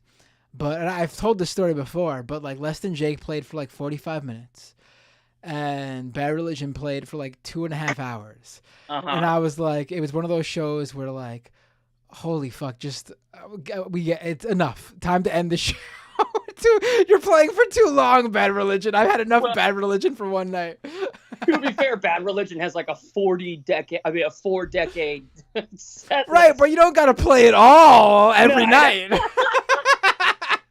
You know what's funny? This is one of the things I always say as a trans person, and it's only because I'm born and raised in Northern California. You brought up Less Than Jake. A lot of times people will ask me if I'm okay with being called dude. And of course it depends on who you're talking, which trans person Right. you're talking to. Right. I'm cool with it. But others aren't. And so I always tell people, don't ever say it. Right. Right. But know that I'm cool with it because I've said it my whole life. Anyway, long story short, Less Than Jake has the song, I'm a dude, he's a dude, she's a dude. And I always tell people, I see it as like Less Than Jake. I'm a dude, he's a dude, she's a dude. We're all dudes. Right. You know? Right. Yeah, I've talked about it on this show before. I haven't had this issue for years now, but a number of years ago, I noticed that I would say dude for everybody. And, I would have to really go out of my way to make sure not to, and I would accidentally come out, just like be conscious of who I'm talking to when I would just throw out the all-encompassing dude, because I would have to sort of, it's something I definitely don't do anymore. But no one ever said anything to me about it. It was just something that I personally realized I was doing, and I was like, not everyone probably feels the same way, so I need to be careful. I love that you like preemptively realize that. That's really cool. Thank you. I appreciate that. But it's something that I think, like you said, it depends on the individual. Some people don't mind it at all. In fact, they prefer it. And then some people would like you not to do that. Yeah, exactly. Someone in the chat asked what my favorite Less Than Jake song is. Oh, that's hard. I'm going to be so cliche right now. All my best friends are metalheads. Yeah, that's definitely cliche. It's a great song though. Oh, it's just that intro, and then it's just like, you think it's strange that there's a way. It is a really good song. Yeah, it's yeah. I'm gonna go. Yeah. Sorry, I've been running my mouth here. No, there's a lot of songs, a lot of Less Than Jake songs I'm gonna go back to Losing Streak. And I'm gonna drop a tie between Sugar in Your Gas Tank. Yeah, it's a good one. And Lockdown. Those are two of my faves. Although I will say Hello Rockview is probably the album that from song 1 to the end, everyone is. It's their most solid album, I think. It's their Master of Puppets. Yeah. Yes. Yeah. That's my number one band is Metallica, hands down. See, I never got into Metallica. Oh, my friend. They were never anything to me. My friend, I will have to show you the ways. I was never a big metalhead. That's the thing. I was never big into metal. Okay. So you went on the thrash punk side with DRI, huh? It depends. I think Municipal Waste is great. I would say my favorite, probably the most metal band I like, and I bet a lot of metal heads don't consider them to be metal, even though I know they've toured with metal bands before. Well, I'll be the judge of that. Darkest Hour. What? Darkest Hour. You know what? Never listened to Darkest Hour. They are a bit more on the punk side of things, but it's thrashy, hardcore stuff. I was never big into metal. If I wanted hard music, I'd listen to hardcore. I'd listen to, Sworn Enemy. Sworn Enemy. Yeah, my bestie she's hardcore punk, like gutter punk. She made her own clothes and went to communes and shit. And Liberty Spikes, yada, yada, yada. So she knows a lot more. Someone just pointed out that the Doomed theme song, I don't consider them to be metal, because I always feel like they're more of a thrashy hardcore band. At least when I saw them at CBGB's. Another band I saw at CBGB's, Kylesa. No, I don't know them either. I'm like 0 for 3 here. See, I have heard more of their recent stuff, and they definitely went the more metal route. But their early stuff I really liked, and that was more like crusty, like thrashy, like hardcore punk type stuff. Yeah, no, that there's a certain point where there's too much screaming and there's not enough melody that I get too turned off. See, the thing that turns me off with metal is the metal singing. The metal opera-esque singing. I'm not into that. Oh, you don't like Maiden? Nah, well, Oh, there are God. exceptions. There are exceptions. Oh, I've seen them 5 times. There are exceptions. I've seen Iron Maiden. There are horrible. exceptions. Oh, you have? Yes, Good. there are exceptions. Good. I'm just not too into the whole. And the thing is, I do like clean vocals in hard music. I just don't like the way metal clean vocals usually are. Depends on the band. Yeah. So Oh, this was a great conversation. I'll have to check out your this was. podcast with Five Iron Frenzy. That's awesome. Thank you so much. I Not a really lot of am, people. I am Not a lot of so people. proud of it. Maybe this is just an East Coast thing, but as far as I know, Five Iron Frenzy ain't such a mainstream band. Like, you had to have been in the scene during that particular era to know who they are. But maybe I'm wrong. Maybe on the West Coast they're bigger. It's possible. They are bigger, but no, I mean you're 1,000% right. It's like I know there's this huge punk band from the West Coast right now, the Interrupters, who like you on the East Coast they're fucking nobodies, but on the West Coast they're like the next Rancid. Oh my God. So kind of a disappointing thing about them. I used to love I know them. the singer had a whole thing with Alex Jones on InfoWars. I know about it. Yep.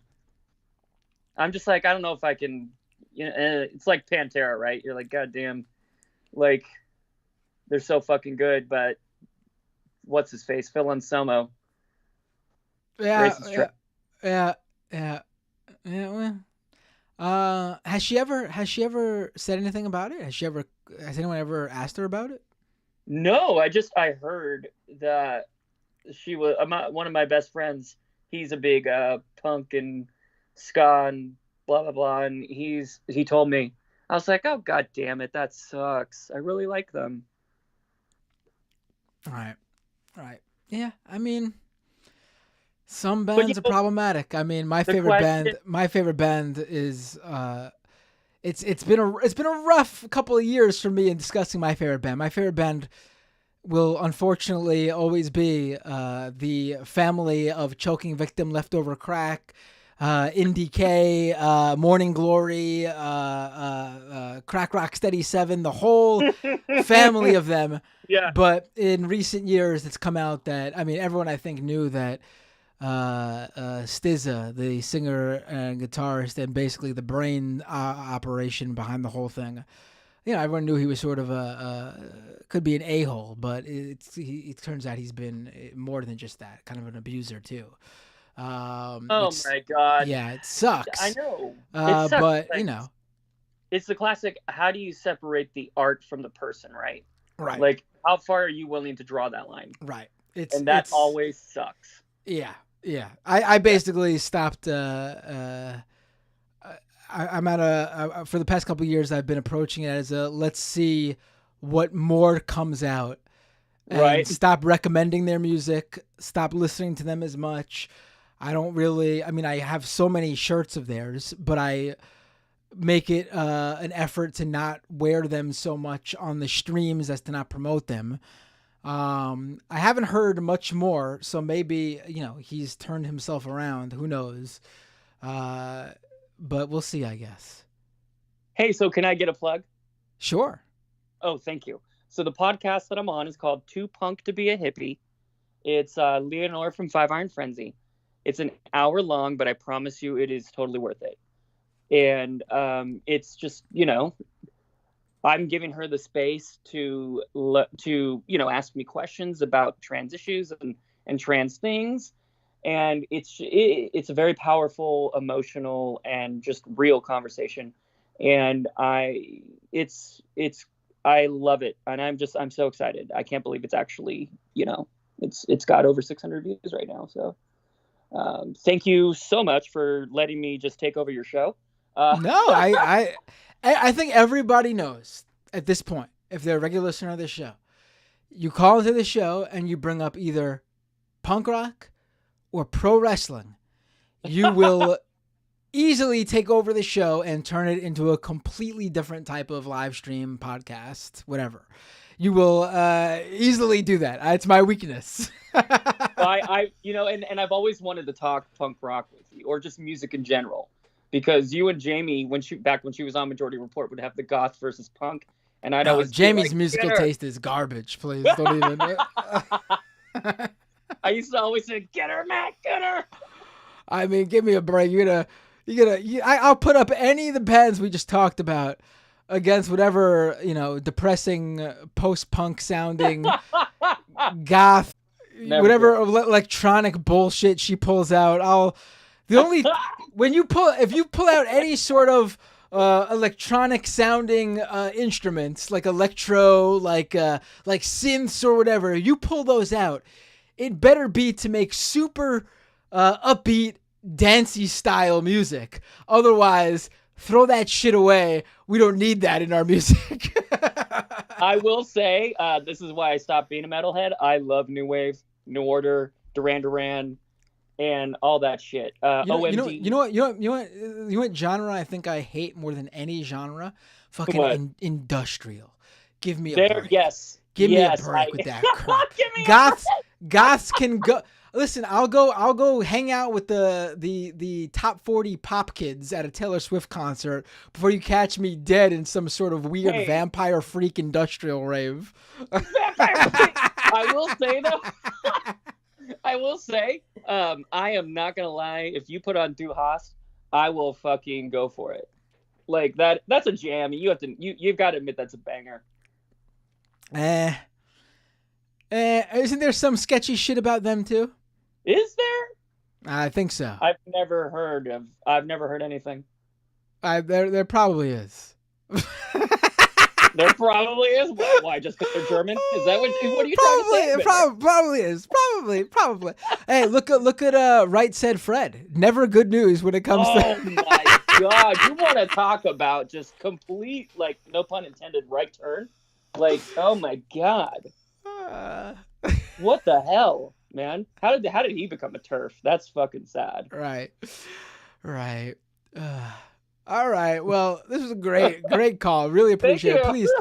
Please Good, too. call I'm in. gonna call back in soon. Yes, please do. This was great. Have a great night. Maybe I'll see you tomorrow. Yeah, maybe. All Peace. right, man. Thanks so much. Bye. All right, bye.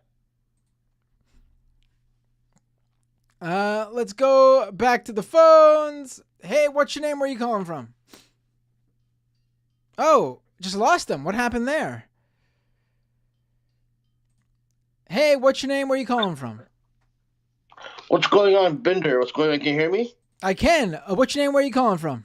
It's Hansy from Toronto. Hansy, how you doing, my friend? What was it to talk about? Dude, it's been so long. What happens is I know I don't know if it bothers you while you're talking to someone else. I always think that the stream is ahead, so I always try to get a jump on, like, okay, I'm gonna call him now. And then he'll see my call and maybe he'll go to it right afterwards. But then I feel like an asshole because I keep kind of repeatedly calling you a little bit. No, it's all good. You don't. Luckily, Skype works so that you don't interrupt it. Actually, there'll be a little like prompt in the Skype window that lets me know that you're calling, but it doesn't like interrupt me in my headset. So don't worry about it. Oh, that's cool, man. What's it called? No, I enjoyed that call. So sometimes I'm like, it's like it's harder to get. It's bringing me back to me trying to call to Stern, basically, like calling, like trying to go to a busy tone just to like get 5 minutes of airtime and stuff like that. But like luckily, like you can have a conversation with yourself. You're not gonna just bury me completely and shit. You know what I mean? Right. You got 2 minutes. No, I'm joking. No. What would you like to talk about? No, okay, well, I'll talk about wrestling in a second. I want to get your thoughts after, but right. Listen, you know how I've come on here and I've explained that like I don't process information. I'm a dumbed down guy where I've like taken in so much propaganda where you just kind of go. I think you play yourself down way too much. You've called into this show numerous times, and we've had numerous really good, fruitful conversations, in my opinion. So I think you really downplay yourself, man. Well, no. What I mean is, like, I think the fact that now that I'm smarting up a little bit, I'm able to articulate how I get myself because again, like people always wonder how people get themselves surrounded in racist, just like very bigoted propaganda. And I Sure. think like whenever anyone goes, oh, it was like 1985, or this guy was like 17 years old, whatever, right? But I don't think it matters what time or what age you are. I think propaganda always sophisticates itself every era, and it's fucking more advanced than usual. So people are easily. I can just see how I got sucked into it through consumption of just like if I didn't consume any news, I would consume all my political views through entertainment essentially. And because like a lot of the edgelord entertainment would like be like, oh, we're anti-establishment, but then they would like propagandize like other stuff, whatever. I found myself kind of falling in that category. So when I have this new stuff coming out where like for example, like in the 2010s, I started taking in a lot of alt media where they kind of like explained that like what the U.S. empire has kind of done to other countries over the years and all that kind of stuff. So my view now is like, okay, whatever America says, that means that I am not supposed to believe it. So like so the reason I'm calling in is because maybe you could help explain it with like the Ukraine situation, in that like I want to support like the Ukraine people in Ukraine, whatever. But it feels like, at least like on the compromised online funded stuff, if you show support for Ukraine, it's like they accuse you of being supportive of Nazis, but then the same people are then cozying up to other forms of Nazi people in the U.S. So like even if I don't understand the war in Ukraine, I know that like someone like Jimmy Dore, I can't trust his opinion anymore because I know who he aligns with. So even if he is telling the truth about war on some level, whatever, I don't know if he is, I don't fucking believe his point. And I used to find it easier in the 2010s to at least have another angle of the situation because I knew I wasn't gonna get the truth of the mainstream media. So I like looked out like different Reddits and different alt media sites. So can you like kind of like at least kind of dumb it down a little bit for me to understand like why this war with Ukraine isn't like, because again, whenever anyone brings up a war with US or something like that, people automatically go, what about Iraq and Afghanistan? And then people go, well, it's different. So I kind of fail to understand that. And I fall into like based off of US saying that Assad is a bad person, for a while, I automatically said, well, Assad must be a good person if they're saying it. So I find myself in that space that alt media has kind of trained me into, if that makes sense. Yeah, sure. No problem. I mean, this is the thing. I think what you have here, I think you actually summarize sort of the online outlook really well, where right wingers and like sort of the dumb Jimmy Dore left share a view on Ukraine, and it's the wrong view in my opinion. I know there are, and I should say there is a difference, I think, between on the majority report we had this debate a little bit. There is a legit discussion about exactly how much money and involvement the U.S. has with Ukraine, and I think that is a legitimate discussion to have. But obviously, that's a good faith discussion and not one that the right or the Jimmy Dore left takes part in. And this is to me, it's really simple. What you have here is a country, Ukraine, that was invaded by one of the world's superpowers, Russia. Russia are the imperialists in this situation. Now, I think what sends shockwaves through the spines of many leftists in the U.S. is that, wait, hold on. The U.S. is not doing the imperialism or siding with the imperialists? We usually do. There's no doubt. We're usually on the wrong side of, or if we're not directly perpetrating the imperialism, we're supporting it. Israel, our own excursions all throughout the world over the past, many decades. But in this situation, Ukraine was invaded. They did not invade Russia. They did not attack Russia. They did not do anything to warrant Russia invading their country. In fact, the fact that Russia took over Crimea back in 2014 and Ukraine didn't pursue it in any way. I mean, I think that shows incredible restraint by Ukraine to not try to, I mean, there's certainly been fighting with various different factions on the border areas of Ukraine and Russia, but in terms of like an official Ukrainian government response. So Russia invades Ukraine. And the U.S. decides that we should support Ukraine as a European nation. They're not part of NATO, but the West by far decides to support Ukraine in this. Now you can argue certainly that the West has their own interests here, obviously, in taking down Russia, or at the very least, Putin and his government. And they're sure you can say that. I mean, it's clear there is, obviously, but they're still supporting the fact that by investing in this, though, they're still supporting Ukraine and helping Ukraine defend their country. I mean, it's very simple to me. Like, does Ukraine have Nazis? Sure. The U.S. has Nazis. Does Ukraine have Nazi factions within their military? Yeah, the U.S. has Nazi factions in the military. Exactly. Does Ukraine have...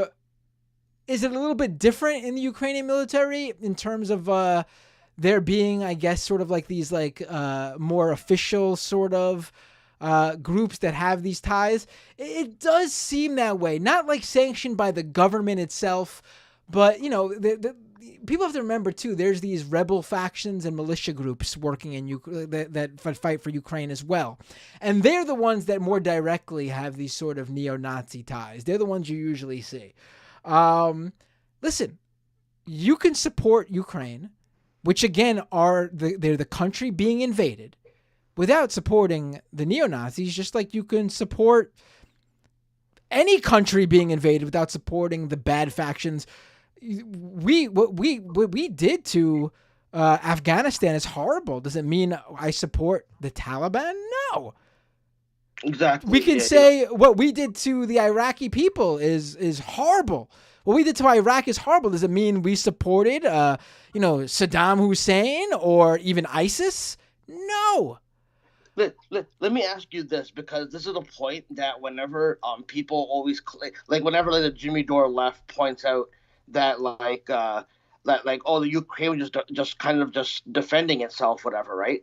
They always then claim that there's been years where they've been gearing up for this, where NATO has been getting involved, and the thing is, I don't even know what NATO has told Ukraine time and time again that they're not bringing Ukraine into NATO. They've told them that over and over again. It does not matter which countries have been lobbying for Ukraine to enter. The official position has been Ukraine cannot. They do not hit whatever those. Again, I'm not a NATO specialist like other commentators are, but I know for a fact that NATO has time and time again told Ukraine that there are certain aspects that your country does not hit to officially become part of NATO, and until you do that, we will not accept you into NATO. And that's been the official position. So we can pretend that, this country or that country wanted Ukraine part of NATO, and that's why Russia, the official position from NATO, has been to actually deny NATO, or deny Ukraine. Actually officially say no to Ukraine joining NATO. So, the idea that any of these people would repeat Russia's bullshit line that, it was... what the funny thing is? Russia doesn't even say that. Russia does not even say NATO provocation because when Putin decided to invade Ukraine, his reasoning did not echo any sort of talking point you hear from the idiots here who say it was because NATO. Putin never even mentioned NATO. If you go back and listen to that first speech, his talking point was the denazification of Ukraine. He used the neo-Nazis in the various different rebel groups and militias in the Ukraine. He used them as the justification to invade Ukraine. He didn't even use NATO. No, that's cool, because I've maintained that, because the one thing that always kind of always like kind of like made me question other alt media people was that like, okay, fine, cool, I can acknowledge that the U.S. like has done horrible things, but at the same time, it's like you can't even like even though you don't agree with the U.S., it's like they can't even criticize Putin at all whatsoever. Like I've never seen them ever say one bad word. Putin is an authoritarian, horrendous leader. He's a horrible person to his own people. He is practically a dictator. The idea that you would be so anti-U.S. and anti-imperialist that you turn around and fucking support an authoritarian dictator in another imperialist nation is ludicrous. Ludicrous. Yeah, no, that's a good point. See, that's why I need someone to come and talk to you a little bit because the thing is, like, I'm still like looking at how TYT is kind of moving more to the right. I think because online they got more pushback from like I feel like they're pissing off different factions of the left. So now like they're pissing off the pro-Ukraine people because they're talking about escalation of war because there's fighter jets. And then I listened to Vosh, whatever. I don't know how much of an expert he is on the situation, right? But he was pointing out that like, yeah, they're sending like equipment, but like if they're sending nukes, maybe that would be more of an escalation of war. So I just noticed that like there was more pushback against TYT, like online because they trend a lot now because all they do is make fucking stupid remarks to get fucking people like upset or something like that. So that's why I kind of brought up. I thought it was fresh in my head, right? Like I even get confused, bro. Like because like I don't know if do you know who Imran Khan, the prime minister, is? Yes. Okay. I'm a distant relative of him. He's my uncle, but I've never met him, right? So whenever I see him trend, like there's people that support him, but then I'm like, oh, is he a good person? Because a lot of people support Trump, so I never know if he's like really being fucked with or if he's like also kind of like an evil. Like I've never met the guy, but they've told me that's my distant uncle apparently. I don't know about that. Oh, I know you don't want to speak. I know that's cool. It's cool. No, but yeah, no. People either know me from the Stern Show or they know me by my kind of named after Imran Khan, right? So what's it called? Whenever anyone mentions, they go, "Oh, you're the same name as a cricketer and the politician." And I'm like, "Yeah, that's my distant uncle," but I never like ever met the fucking guy or something like that. So that's why I'm always so I don't even know like what side of the aisle he on. So I thought I could just take a shot in the dark with it, whatever. Sorry for bothering you with that one. No, it's all good. Yeah, I mean, I think it's very clear. Like, and again, there are people who will probably say we should be, there should be diplomacy, and trying to end the war between Ukraine and Russia. And sure, I agree. But it does appear like, the diplomacy means that Russia gets to take over part of Ukraine.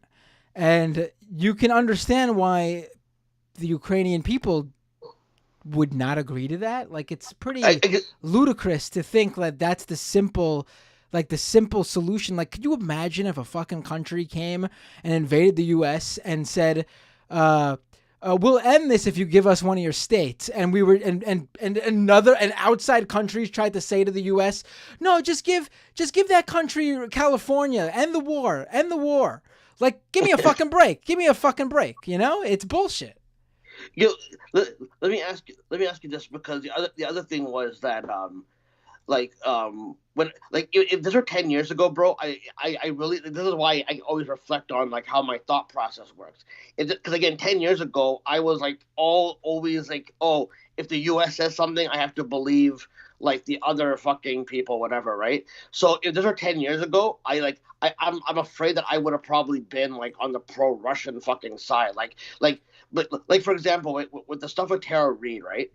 What's it called? The thing is, I don't know if Biden fucking did what he did, but if you told me that politicians and celebrities, whatever, especially with all the scandals and exposés that have gone on with some of the scumbag type of shit, like, it would not surprise me. But at the same time, I look at it like this way as well. Like, again, and if she went through that, I feel fucking horrible for her. But I feel like the only people that are propping her up is like they'll prop up her trauma if it's true, whatever. But only if she co-signs far right wing shit now. So like so it becomes like kind of tragic that like someone has to co-sign a far right wing mentality or whatever to like basically get traction for if she really did go through it. You know what I mean? Because Right. I don't want to Listen, I don't think you even need to discuss, like, you don't even need to bring up Tara Reid's allegations against Joe Biden, because you could choose to believe them or not. You don't even need to bring that up with anything else. I mean, I think that, clearly something went on between the two of them. I don't think she's just manufacturing it out of the blue, out of thin air. And I tend to, and her story really hasn't changed when it comes to that. But I do think she is, when it comes to her other takes, which I don't understand why people are even like her whole, she came to everyone's knowledge in 2020 with these allegations, which is fine. It's her alleged personal experience that she can share. But all of a sudden, she's now an expert in Russia and U.S. relations. And why is anyone paying attention to her for anything other than what she had to say about Joe Biden? It's very bizarre behavior for anyone to view her as some sort of. Does she have any sort of expertise in these areas? Not that I've seen. I mean, I've looked a little bit into her background. I don't understand why she's all of a sudden become some sort of hero to that sort of faction of dumb leftists, because she had something to say about Joe Biden. Very bizarre behavior. Yeah, no, she did. This is why I said no. I need to, because I take in some of this information, the political thing, because I'm interested in where the world is going, because I have a good idea where, and it's not, I mean, just with the normalized propaganda of like again, we're sports entertaining ourselves into fascism with like the whole grooming situation. It's gotten so fucking bad, and the reason why I kind of like reflect on it is because I know this was because like 10 years ago I was like the cookie cutter conspiracy right wing. Like I look at myself as a right wing guy. I look at myself as like, well, no, I'm anti-establishment. But I didn't realize that a lot of these people now have like, even though they say they're independent news and they're alt media, whatever, it feels like their takes are very establishment like. Like, you know what I mean? Though their news is constantly like, oh, the mainstream media shit. It's like, okay, you guys have pointed that out for the last 10 fucking years, the mainstream media shit. You can't have that as your main personality trait to make it seem like you're more fucking credible. You know what I mean? You got to bring more to the fucking table in 2023. That's why I kind of like your show, because like I feel like you at least kind of have more nuance than the rest of the fucking jerk-offs. You know what I mean? I appreciate that. Yeah, I mean, things aren't as simple, honestly. I think I try to get that across. I mean, I think everyone tries to, but I also don't play both sides. Like, it's very clear to me that Tara Reid is being, her story was being used by certain factions. Again, you don't even have to get into the legitimacy of what you perceive it to be or not. That doesn't matter. The point is, she had a story to tell about her own personal experience or her alleged personal experience, and people tried to weaponize it for various political means. And it's gotten to the point where she's been taken into Russia for who knows what reasons. I have no idea. Same with, with the Ukraine situation. I think it's, and I know people are going to say, the U.S. supports it when it happens with Israel and Palestine. And yeah, we're wrong then. Like, that's the thing to me. People are so baffled by the idea that we're on the fucking right side of this thing. Yeah, because they are instinctively going, we need to be against what the U.S. side is, when no, on this one, the U.S. is doing the right thing, and it doesn't fucking matter what the real reason the U.S. is doing it for, like, personal, for its own gate. Doesn't fucking matter. The point is, it's doing the right thing. In this particular situation, the U.S. is on the right side. It's that simple. You should never, whatever country is doing the imperialism, whatever country is doing the invasion on a smaller nation, you should automatically not support the country doing the invasion. It's very simple. Very fucking simple. See, and the thing is, a lot of the, like, some of the people that are, like, the anti-Ukraine faction, they always, like, go, like they make it seem like, oh, Biden has interest there, right? Like he has ties with some of these people or something like that. Like, you know what I mean? So it's whatever. But then they completely ignore like they completely ignore the fucking neocons or like the new right fucking leading type of people who are like, powerful that are that have interest. I do want to address this. There's someone who says, who said in the chat, LOL at the U.S. being on the right side of this. They caused this. How did the U.S. cause this? Like, are you really going to fucking say that Vladimir Putin has no fucking agency of his own? That you're that fucking Matt Boers comic. You're that fucking Matt Boers comic with the fucking right-wingers saying the left is pushing me to get this neo-Nazi tattoo and shave my head and become a fucking straight-up, a fascist. Fucking bullshit. Save me on that, the U.S. We're not talking about some little nation whose hand was forced to do this. We're talking about fucking Russia. Like, give me a break, man. Russia was forced by the poor little Russia was forced to do this by the U.S. Bullshit. Like fucking bullshit. Like you hate. Like there's a point where your hatred for the U.S., while totally legitimate, turns your brain into fucking mush. That's simple, and that's where you're at right now, my friend. Good rant, bro. Listen, before I go, I just want to ask you again. This is a quick thing. I know there's other callers, bro. I appreciate you like educating me on this, bro. Because sometimes I feel dumbed down and there's no one to really talk to, so I just kind of come here. But have you been watching any of the wrestling lately? Like, have you enjoyed any storylines recently? That like, did you watch the Night of Champions? Did you see the climax of the Usos finally having enough of Roman Reigns as shit?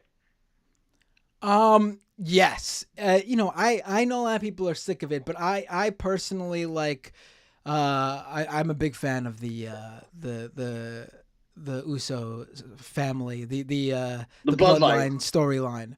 I think I know it's been technically going on since 2020, but I think they should have run with Sami Zayn being in the bloodline for way longer. I think they really should have made it feel like there was no way this team was breaking up. It was going to be like a long running, I think they could have went longer with it. No, here's the thing. I'm glad that you said that you enjoy it because, see, here's the thing, man. I don't know if you grew up watching it in the 80s, but when I was in the 80s, right, like there was always like filler time. I know you can't do like 80s jobber matches and like nothing happening interesting, right? So I feel like sometimes if they have an idea where it's going to go, they kind of have filler for like whatever. And I feel like this is the closest we've gotten to something that feels like the 80s where like people are remembering the key moments. You're remembering all of Roman Reigns' defenses. I feel like in the Attitude Era, they, like as much as like I like that era and I thought it was like a great era because it elevated so many people and all that, like I'm not going to hate on it completely.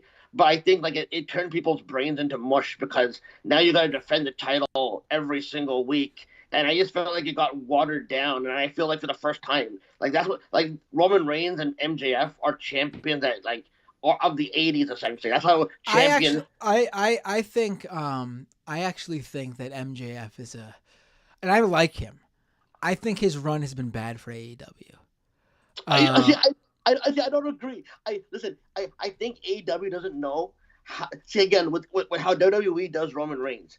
Sometimes you can leave MJF off television. There's enough over guys in WWE in AEW. Like in WWE, it's a problem because they watered down so many other acts. But in AEW, like all the acts feel over. You don't need MJF there, and I think they don't know how to pace him out by pay-per-view to pay-per-view because they have to have them in like stupid segments that are sports entertainment like whatever. So I think they need to know how to pace them out between pay-per-view to pay-per-view because I think it becomes a broken record. People hate on him during the build-up, but then after his matches, everyone's like, wow, this guy really outdid himself because he outdid himself this past weekend, right? But I understand your concern, but with how MJF's reign has been, it's Tony Khan doesn't know how to really book that way. You know what I mean? Right. Yeah, I just think his reign's been pretty weak. Oh, we got a raid from Humanist Report. Thank you, Mike Figueredo. How you doing, everybody? The Humanist Report. We were just discussing. Wow, me and Hansi. This is someone asked about this before because they might not be familiar with you, Hansi. Someone said this dude called into the Howard Stern show. I think people need to understand this is actually Hansi of the Howard Stern show. Like, this isn't some guy who like called into Howard Stern once or twice. Like, literally Google Hansi, Hanzi, Howard Stern. Don't Google me, because my trolls after I got kicked off, the trolls amplified my my algorithm. But but people should know your history. This dude is. I don't think you were an official member of the Whack Pack, right? But you were like a Howard Stern regular, right? Okay, yo, I'm gonna give you know how professional wrestling breaks kayfabe. I'm gonna break kayfabe right now for you a little bit, all right, bro? Here's the thing. I think when I was pitching ideas, there was like a buzz about me behind the fucking scenes where Howard had like some like genuine affectionate fucking feeling for me, whatever. Like, like this guy like, actually wants to help out and all that. And then when I made my first appearance, like they weren't going to give me like a comedy chair. They put me in the Biggest Loser contest. And I felt really pissed off that they're bringing me on. So you were in the studio a bunch of times, right? No, once. Because what happened was I was the Biggest Loser contest. And then afterwards, they're hyping me up like, oh, Hansi's going to be the next big thing. Artie Lang was saying that. And then I got cold feet.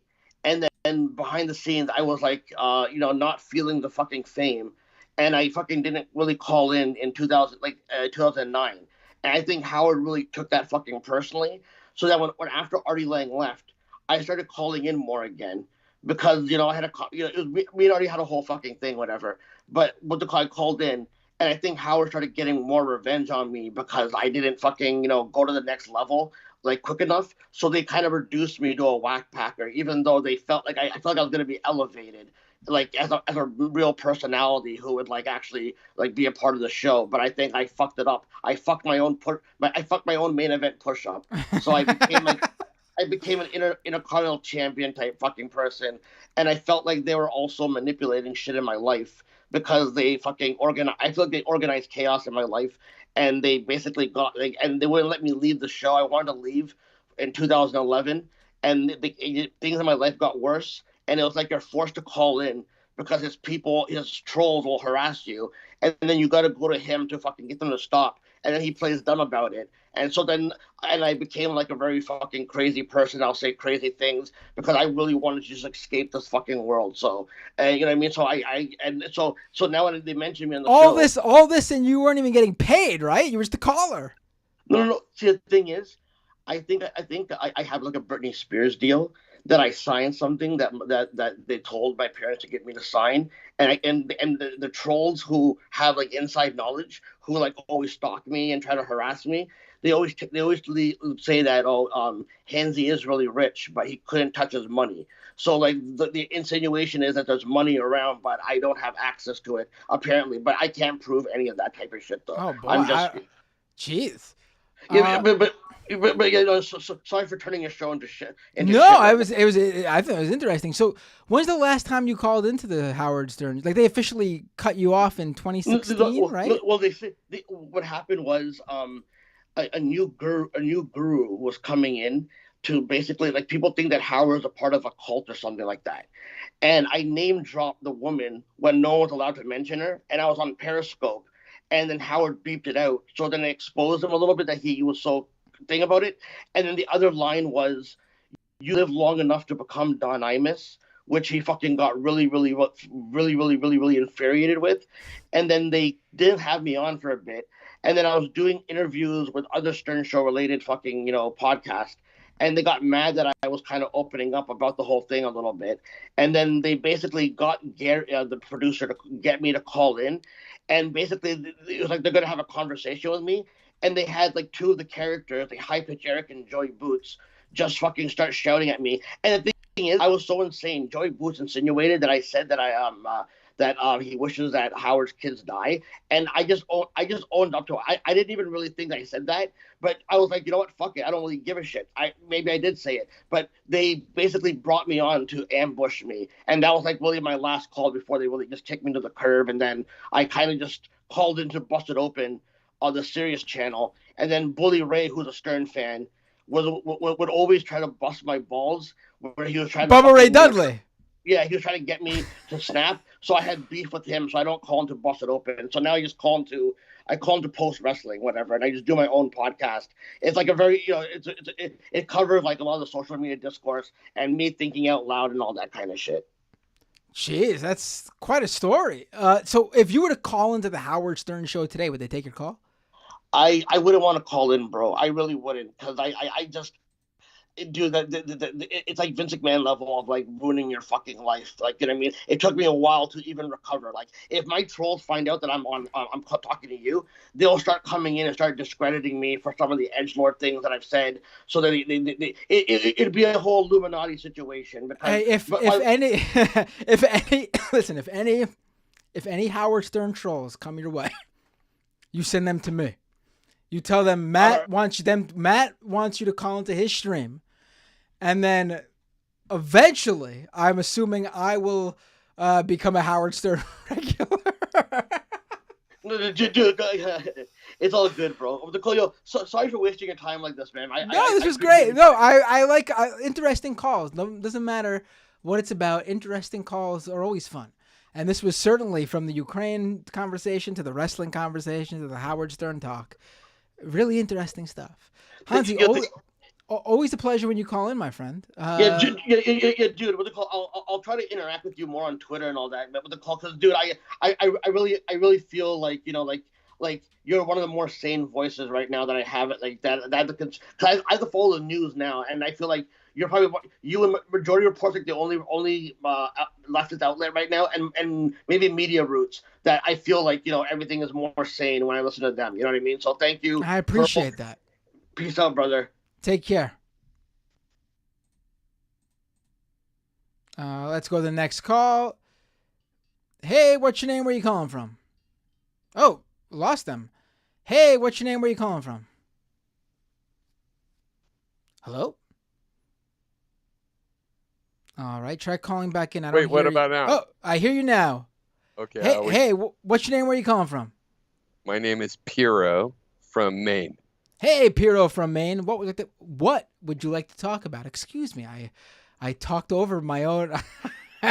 my mouth couldn't catch up with my brain. Well, you're a well-known punk, and but I feel like as a Gen Xer, I mean,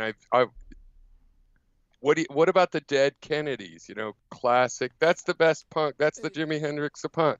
Yeah, Dead Kennedys are great. I'm a fan of Dead Kennedys. I think there are a number of bands from that. I think when it comes to like the 80s, like the 80s punk, though, I think I tend to go more towards the UK scene when it comes to 80s specific punk rock. But no, Dead Kennedys, really? Like who? Conflict is one of my favorites. Who else? Well, there's Crass. I guess I didn't follow that. So with Black Flag, that's American, right? Yeah. No, it's a very different style though. I think American punk at that time, and this is nothing. No, I'm not reciting history here. I'm literally just like, shooting the shit off the top of my head. As I think about like American punk rock in the 80s, it's like just really fast. And, just songs about, hanging out, skating, doing shit with your buddies. And I'm thinking, what about, let me put a few, so what about the Circle Jerks, Black Flag? Yeah, it's like all like or Iggy Pop, maybe, or was that? Well, Iggy Pop's a little bit, yeah.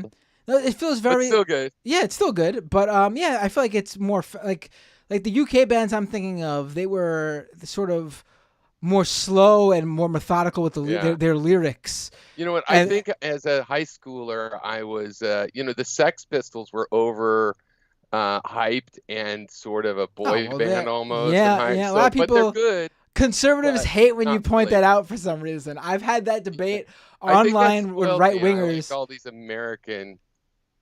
Anyway, so. I was going to say I've had that specific Sex Pistols debate with right wingers online who try to act like Sex Pistols are like the gods of punk rock.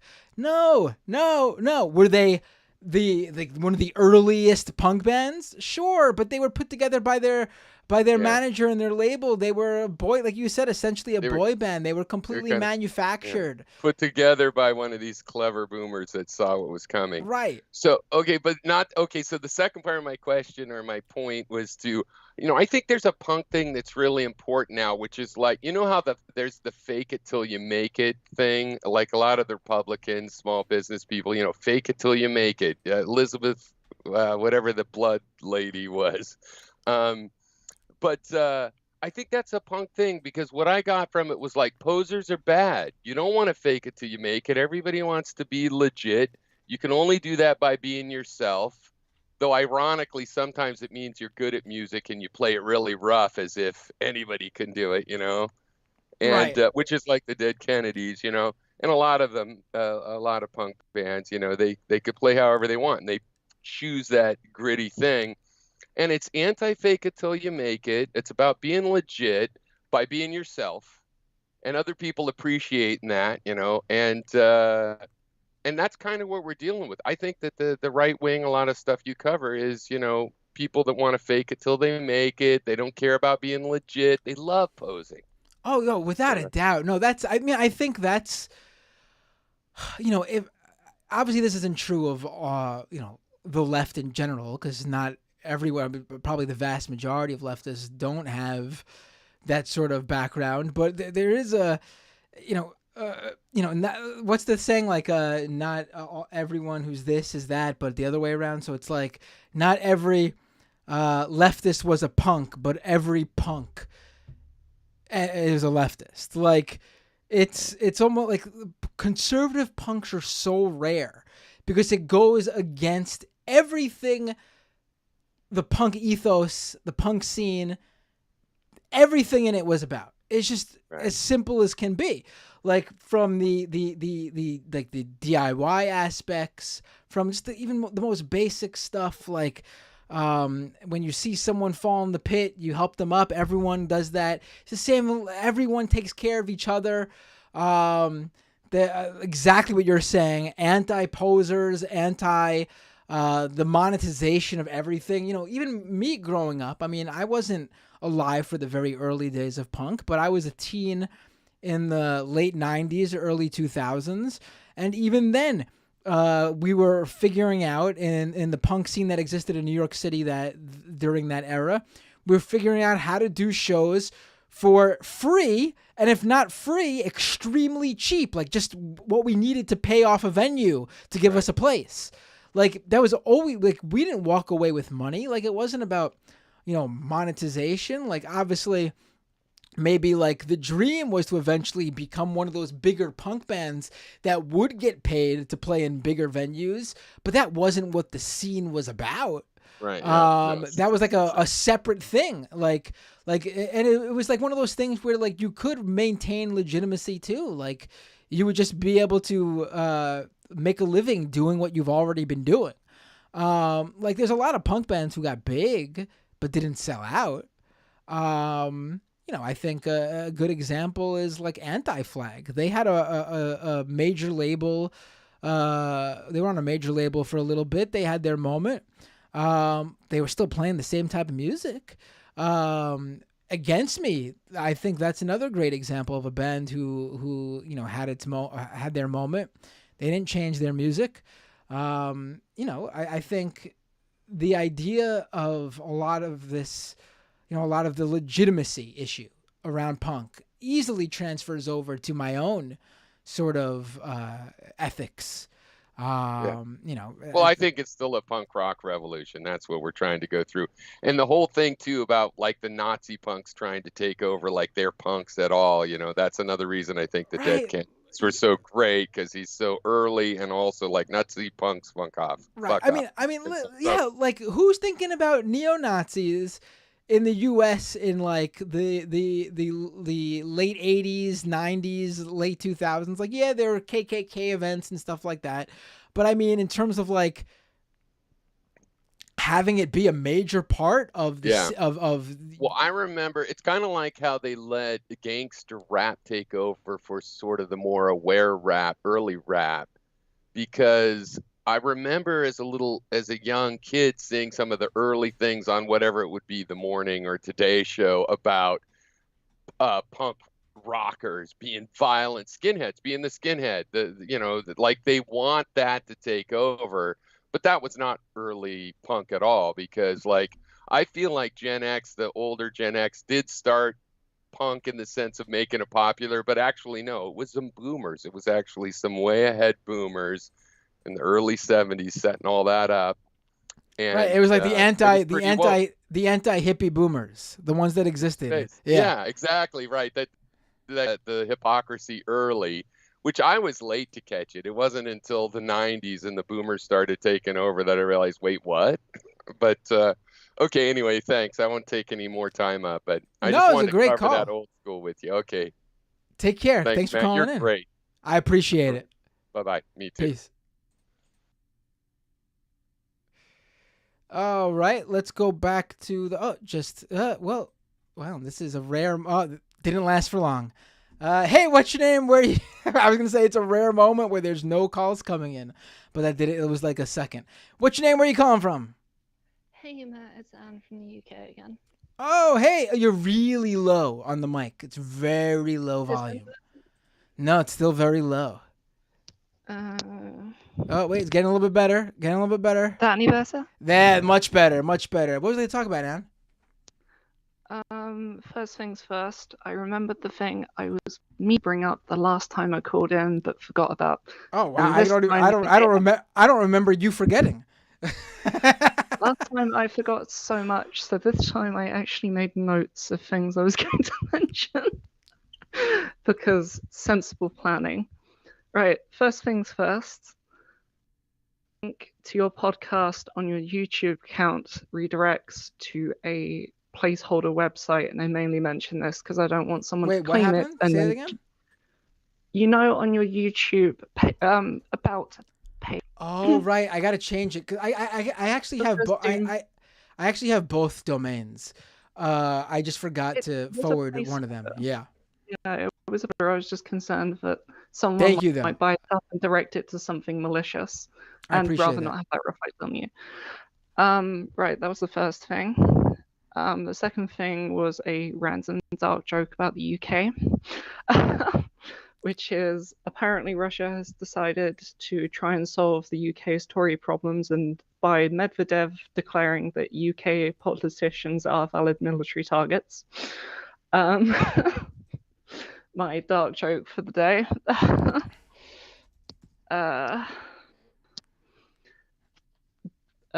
Some other things were, did you see the Wikipedia found challenging Elon Musk about free speech? I did see, this was wasn't this a couple weeks ago, or is it something else? Something new happened? It was a few weeks ago, but I didn't hear you talk about it, so. Yeah, I have to, like I said, I still want to do it. It's just there's no time. I originally wanted to sort of start a scam economy-esque podcast, simply following the trials and tribulations of Elon Musk and Twitter, but I just don't have. It's just I gotta figure out how to fit that in. Because I'm on that beat. I pretty much follow most of what's going on there because it's incredible, and I've been covering it in terms of my reporting. But it's just only so much time in the day. Something scam economy related. I remembered a while back the UK allegedly claiming that it was the Bank of England said they wanted to do an NFT collection, which I thought was ridiculous. And then looking it up, I discovered they're apparently trying to do a cryptocurrency as well. Still, in 2023, apparently Bitcoin was the nickname some label was giving it. And I was just like, why? It's 2023. We've seen them all crash. Why are you still going ahead with this rubbish? Now, if it is, I'm looking it up now. I'm not sure it was a cryptocurrency or there are moves to get like a legit digital, like government-backed digital currency, which wouldn't exactly be crypto. And I think that Mm. is an interesting idea. I don't know if that was what Bitcoin is for Allegedly, it was meant to be a the Bank of UK. England thing. Because I will say that Miami had their own crypto. I mean, they still do. And the mayor backed it big time. And it's been a big failure, huge failure. I'm pretty sure they lost a lot of money on it. It's almost ridiculous that they would have got involved in this garbage. But they did. And it's worthless now, pretty much. I got to do an episode on it. I know, like, Bank of England is technically separate from the UK government or something, but obviously we have some influence over it. But yeah, it just strikes me as absurd to still be trying to force ahead with that after, like, so much rubbish with it. Also, apparently the litter box hoax story has made its way to the UK in that one of the Channel Islands, Jersey, apparently a school had to issue a statement of it being obviously absurd that they had installed litter boxes because people were identifying as cats. It's depressing to me that that's come to the UK.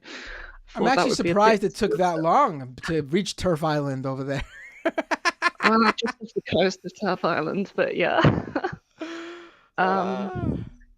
Also, I'm going to mention just randomly, the only reason I've ever heard of Less Than Jake was because as a kid it played in some children's film that I watched and loved Really? a lot, What? and I really liked. Oh, are you talking? Is it Good Burger? No, it's the American, because every dub we get is American dub of the Digimon movies, because I was a big Digimon Less Than fan Jake with my was in sister that? when I was a kid.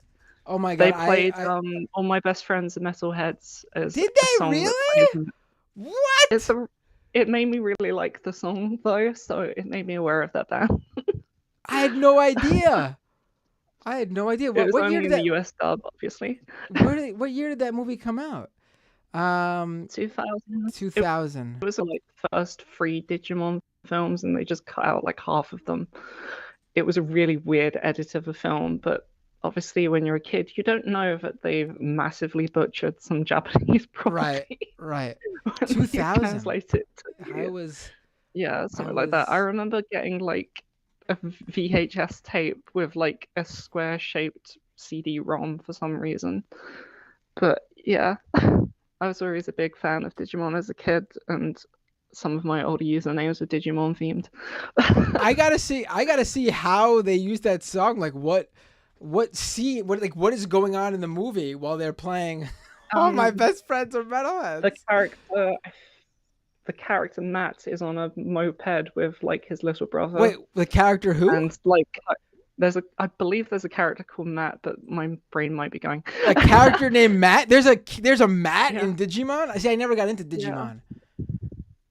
But like, is he the main character? He's one of the main characters. Are you in kidding Japanese, me? His name is like Yamoto, so they changed it to Matt in the US dub. There's a Matt in Digimon? I didn't know that. I gotta pay attention. I gotta get into Digimon, I guess. A little bit late, but... Him and his little brother on like the back of a moped, like dashing rapidly to try and get somewhere, and that song plays in the background, and it was very catchy, and young me liked it. So I'm aware of them because of that. Wow, I had no idea. I had no idea there was a character named Matt in Digimon. I had no idea Less Than Jake was in the Digimon movie. Jeez. And there's also like America by whatever band that is, but that isn't punkish, I guess. There's also some other songs that were like original for the film that were like semi-rockish, punk kind of lights, but yeah, it was just very old stuff. Also, on the topic of random games and stuff, are you aware of, just because this fits vaguely into Scam Economy and Doomdish stuff, are you aware of the game Team Fortress 2? Because it kind of kicked off the annoying, like, it has very NFT-ish aspects of that you can sell and trade items in its. I'm aware of it. But, I never played it. It's very old. It's still going. Yeah, I know it's very influential. It influenced like most.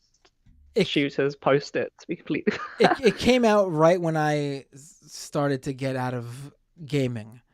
2007. I'm exiting college, and so life gets in the way of video games, and so I missed the Team Fortress 2 era, I guess you can say.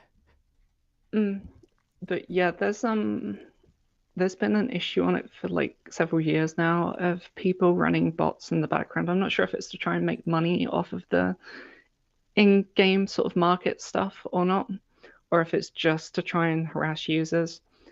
But considering famously there's been like an evolution of the random bot accounts on the game. And when you say bot accounts, what do you mean? Like what? Like they actually play the game? Like into games and just are cheating consistently and not played by an actual player, and they usually run on a Linux computer because the game has a Linux build.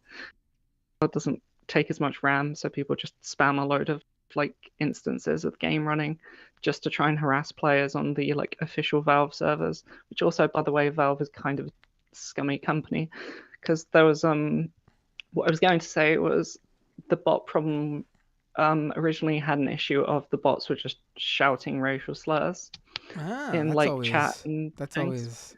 Recently, always good. Recently, the change I've seen some labeled Trump 2024 and are spamming Trump stuff and also racist stuff. But who's still playing? Like, are that many people still playing it? It is still technically one of the most played games on Steam, though people claim that probably a lot of that is bots. Really? Yes. Interesting. There is. I play Fortnite a lot. I enjoy that game. I know Epic's got their own issues. Yeah, free to play and gets like community made content. So even if the actual developers don't care about it that much, community can make an infinite amount of content for it. So it's potentially got more content coming up at any random point. But yeah, the Trump bots were mildly amusing to me. Just the overlap of, because the bots continually try to extort people for money, so it's kind of funny to see them just openly advocating Trump stuff. Something I did find out recently though is Valve seems like official, like charity events run by fans, they make them official, and in doing so they apparently force their like libertarian-y policies on them and make it so charity events aren't allowed to kick people for being transphobic, homophobic, racist, etc., which is kind of annoying, but it's kind of irritating as someone who still plays it. To be fair, the main reason I think it's still popular is it just has infinite content, but and potentially you can earn money from playing it, but that's kind of a separate thing. But yeah, just something I thought I'd bring up because it's like weirdly scam economy and Doom Dish related, and also kind of maybe for even like the scam horrible players of TF2 promoting Trump, unsurprisingly. Makes me wonder if they're Trump supporters or anti-Trump of annoyance to Team. That could be it. Maybe that's the whole scheme there.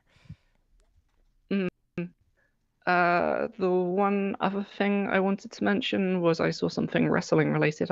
Actually, no, there were two other things, but the quick one was I saw something wrestling related, which is there's like a non-binary wrestler in Japan, Max the Impaler or something, who had like some cute scene with some female wrestler recently, which I only saw from like lesbian Tumblr accounts.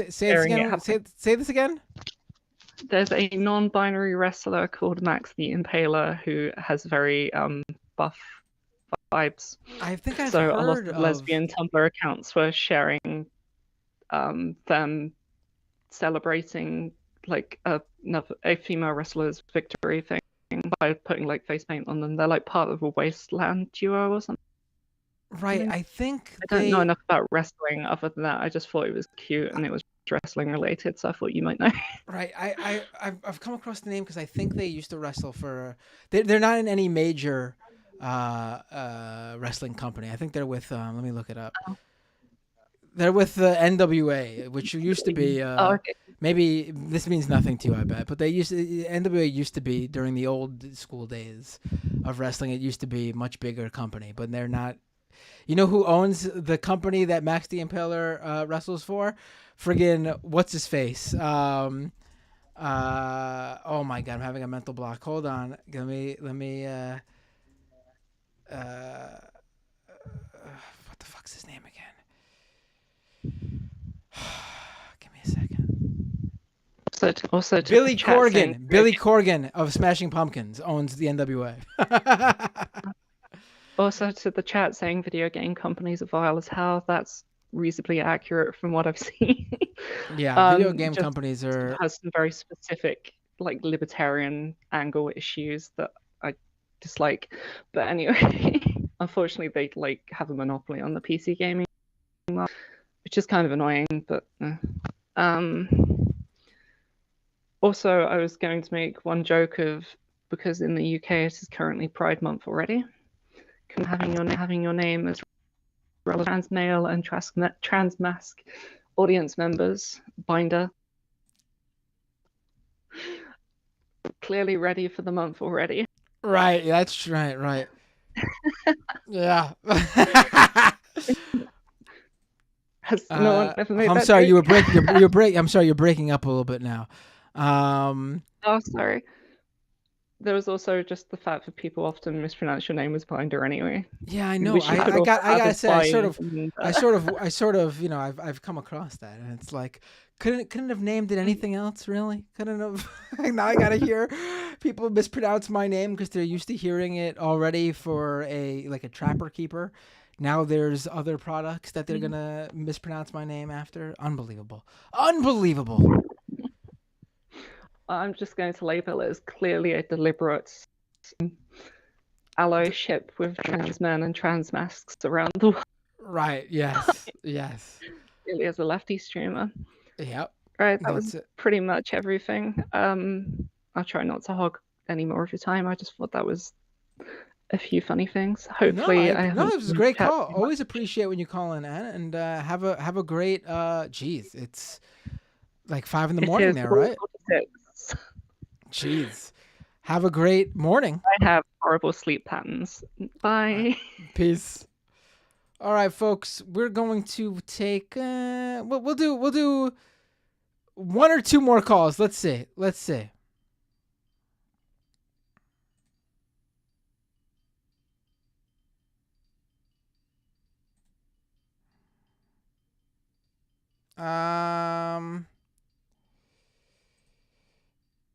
Hey, what's your name? Where are you calling from?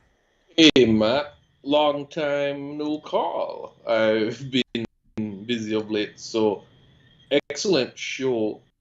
Thank you. Sorry, let me mute the YouTube. My brain's gonna overload it past, Matt. So, after listening to the interview, the part that stuck out to me is that folks still think DeSantis has a shot.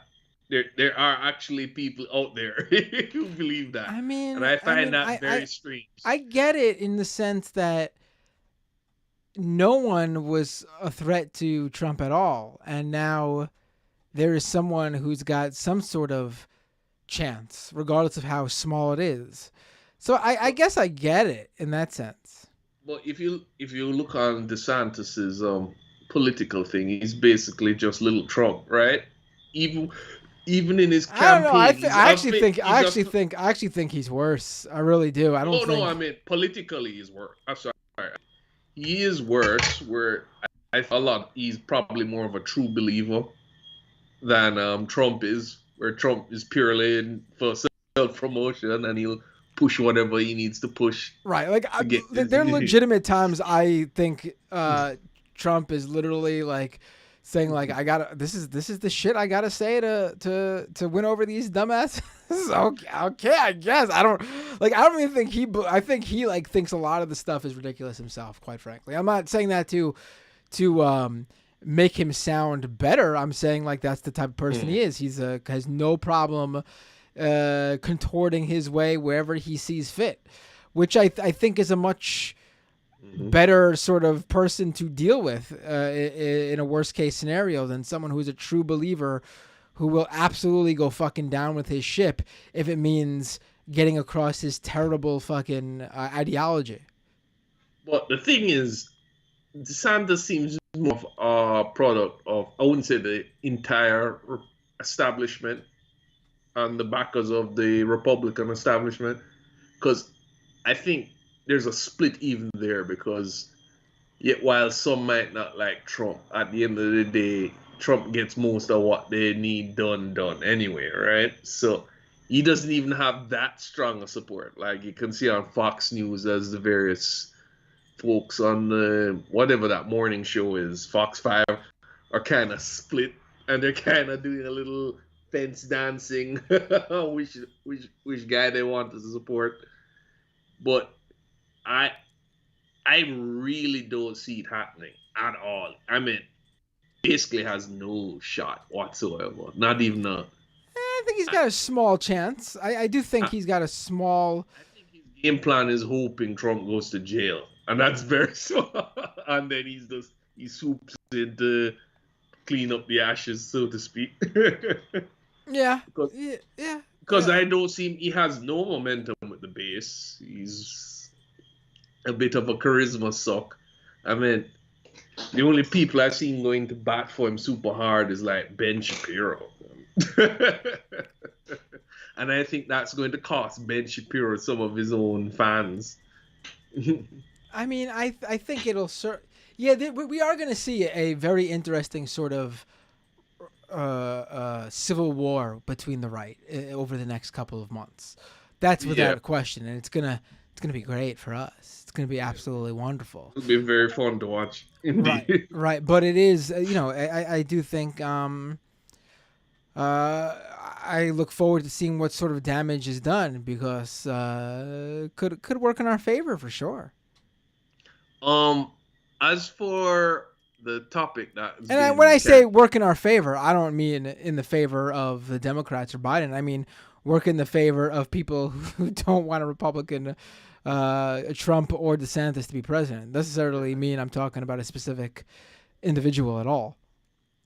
That's the thing. I also noticed and people might disagree, but look, from being an observer outside in, America seems to be in a unique position where the rhetoric that they have doubled down on, the anti-trans stuff, while yes, they're passing laws, but you know better than anybody else how skewed and overrepresented those lawmakers are due to how they gerrymander and how your system works.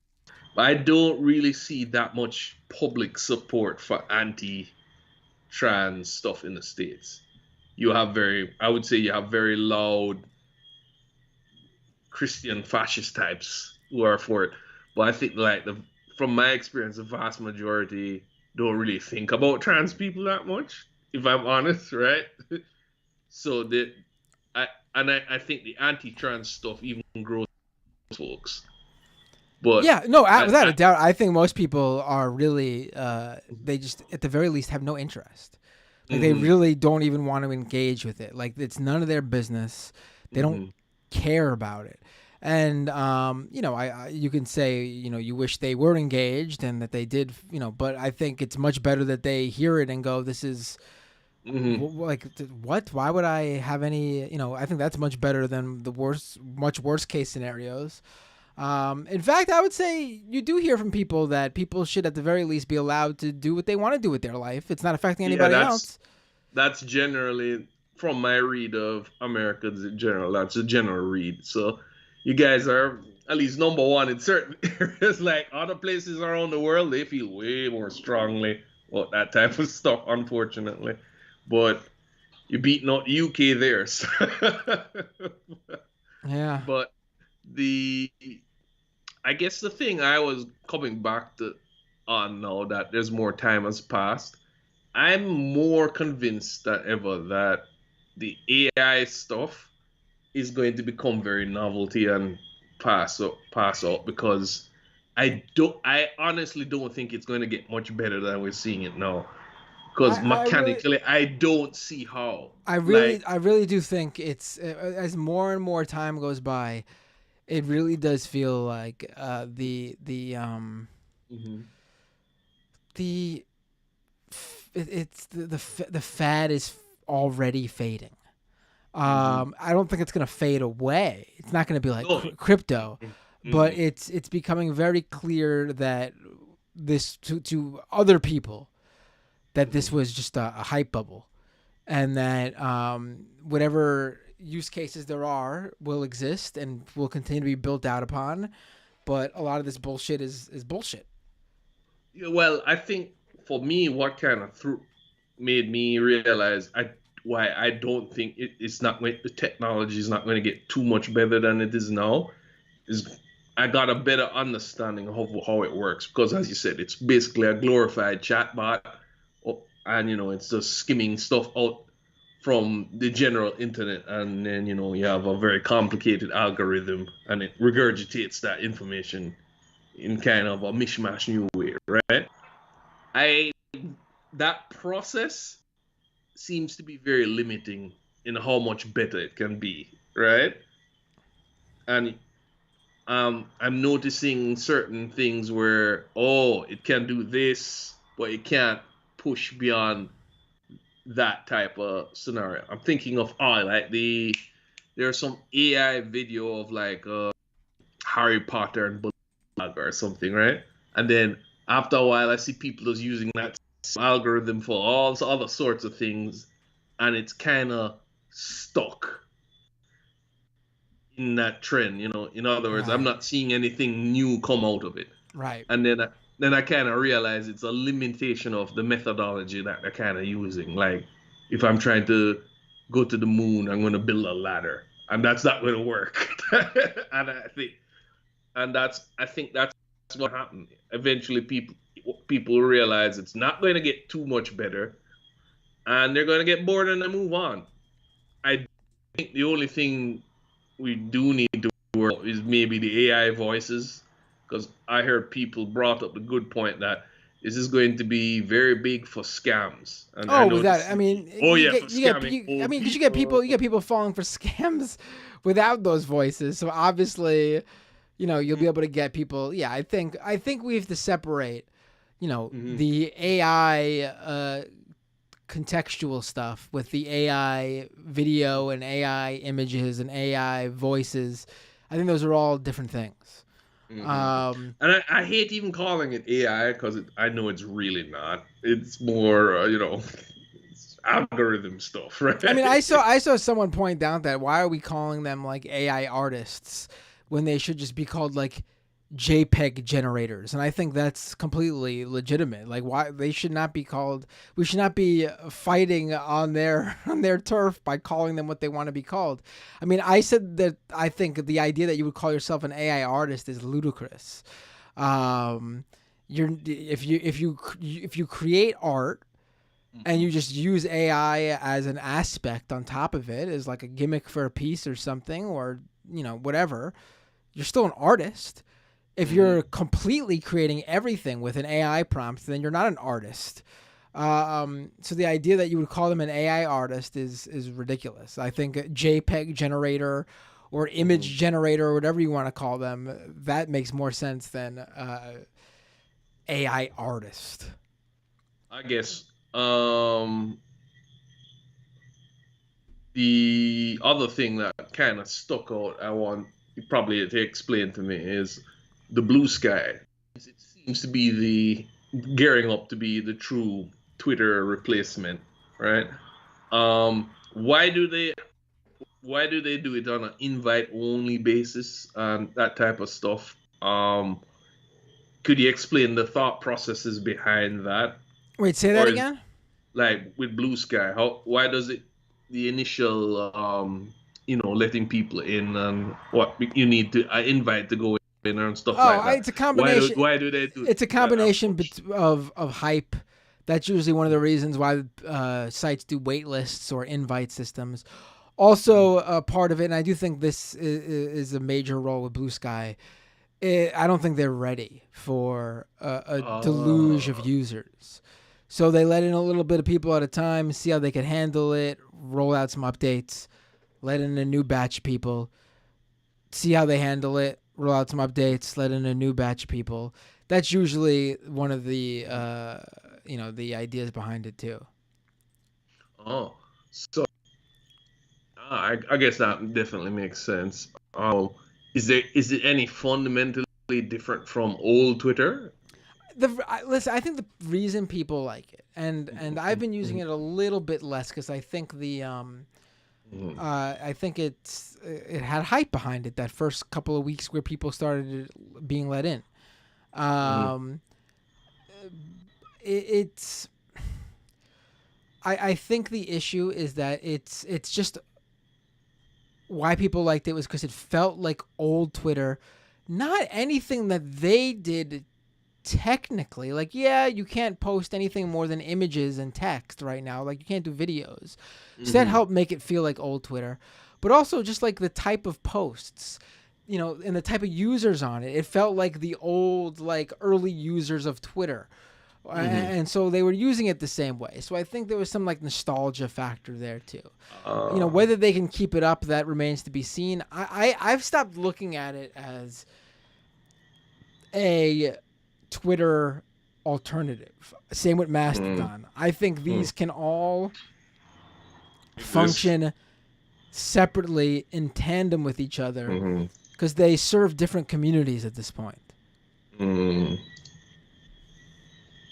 That's how I look at it. That makes sense to me. I guess the last question, and I'll dip, is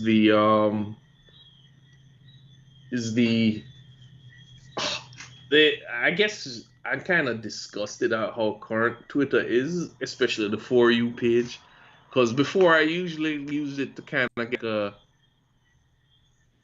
sense of like what's going on in the news-wise, but the blue checkmark thing has inundated with so much random garbage. Like, I do not like Zaid Jilani, and all I can see is his crime post every other day. Oh yeah, and I don't interact with that dude at all because the algorithm is garbage now. Yes, and I guess for news folk, it's like almost useless now because it's just flooded with very ranged blue checkmark people saying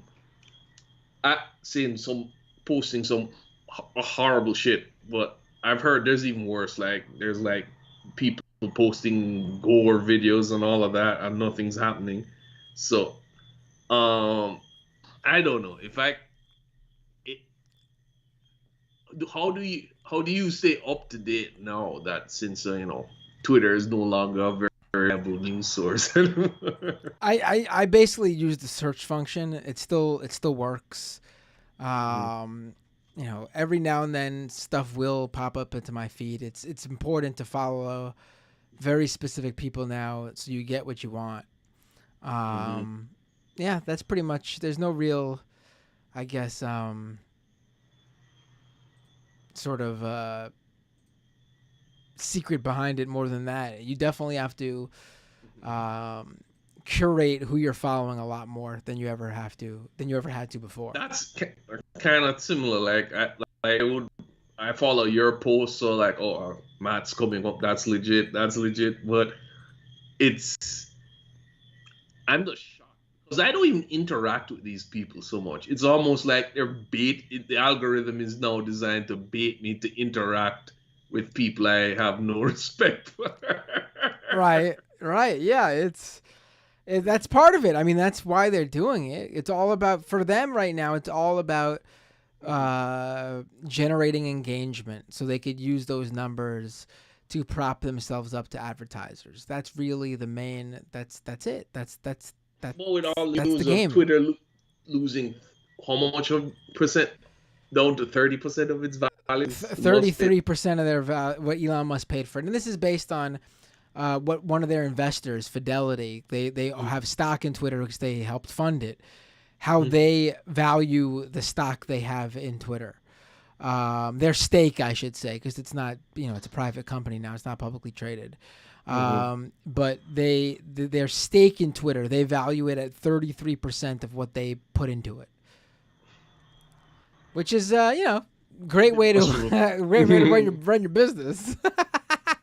Speaking of which, I guess the next shoe to drop is when the bigger car companies start really pushing out their EVs, and then we're going to see Tesla start collapsing.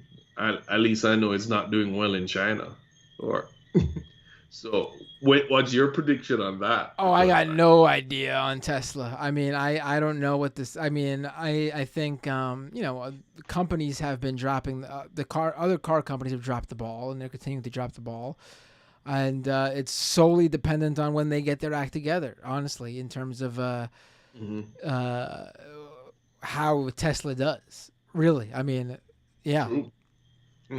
Well, Matt, thanks for taking my call, and I did promise I'd be short, and so I was. Lies! Take Later, care, Matt. Dave. Always a pleasure, though. Have a great night.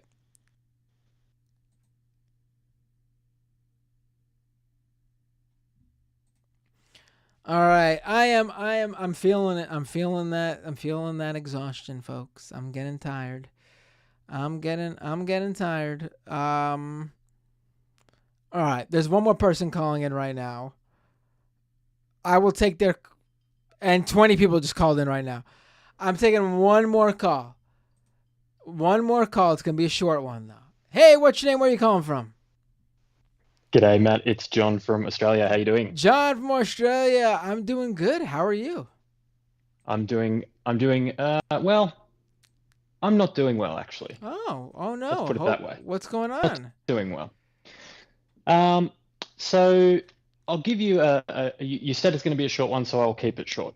I want to give you a quick rundown of some stuff that's happened in the video game industry in the last 2 weeks. Okay. 2 weeks. Let's do this. So a free-to-play sequel to a 2016 video game called Hawken Reborn was sort of entered into sort of early access, early release in the last little while. 2 weeks ago, people noticed that many of the cutscenes in that game seem to feature machine-generated art. What's the name of the game again? Say it one more time so I can look it up. Hawken Reborn. Hauken Reborn. All right, looking this up now. So they're saying that it looks like. So the studio has come out and admitted that yes. What was AI generated? Many of the cutscenes, art in cutscenes. Let me see. Hawkeye Reborn. Story cutscenes. Cutscenes. I'm not seeing any. They're like comic book style. Oh, I see these. So they're saying the entire thing was AI generated, or the backgrounds, or? For the actual panels, the ones I've seen are entirely AI. Sort of like a doctor. Oh, I'm looking at this now. She doesn't even look the same in different panels because AI art has real trouble creating the same character over and over again. Unless you base it off of, say, an actress. Yeah. like I mean, if you tried to do, if you like, if you use an actor as a model, but then it's gonna look like that actor, and then you're gonna have other legal problems. Yes, exactly right. Yeah. So that was then a studio called Rayark is alleged to have they laid off journalists, and then they are alleged to have introduced machine art into their pipeline. The studio has come out and denied that that's the case, but many of the artists have newer art that the studio has produced and said, that this is really weird. Some characters have like 6 fingers and clothing and hair is all self-intersecting. Rayark? The studio is called Rayark, Rayark. I believe they're Korean. And they're claiming that it's not true. They're claiming that it's not true, but they're exploring AI for future use and hiring AI people, sort of stuff. Yeah. And then the one that probably got to me the most is a game studio called Cyan, which has been around for a very long time. They are the creators of a a PC game called Myst, Oh, which was okay. intensely popular. At the time, it was the best, largest selling PC game. Prior to The Sims, it was the best selling, I think, video game of all time, potentially. It was absurd. It blew up. So they've video game recently called, which was a Kickstarter project in 2018, I believe. This game, in the credits, lists assisted assets, and it lists off things such as writing, art assets, and character features. And this is in a job thing you said? No. This is in the game that released just within What? 2 weeks. What's the name of the game? Firmament. Firmament by a studio called Cyan. Oh boy. And people have called them out on it? I haven't seen much about it yet. Seen a couple of people talking about it. It seems like so writing, chunks of writing seem to be assisted, whatever that means. Chunks of art assets in the game, so posters and such things in the game to be no. So they say that they are AI assisted, again, whatever that means. And then character speeches. What's interesting is there are character voiceovers in this game. So characters speak, they're speaking. But there are no voiceover artists credited on the game at all. Ooh. Which seems to suggest that all of the characters voiced in this game are not voiceover artists, but are machine generated. This is all in the last 2 weeks this has come out.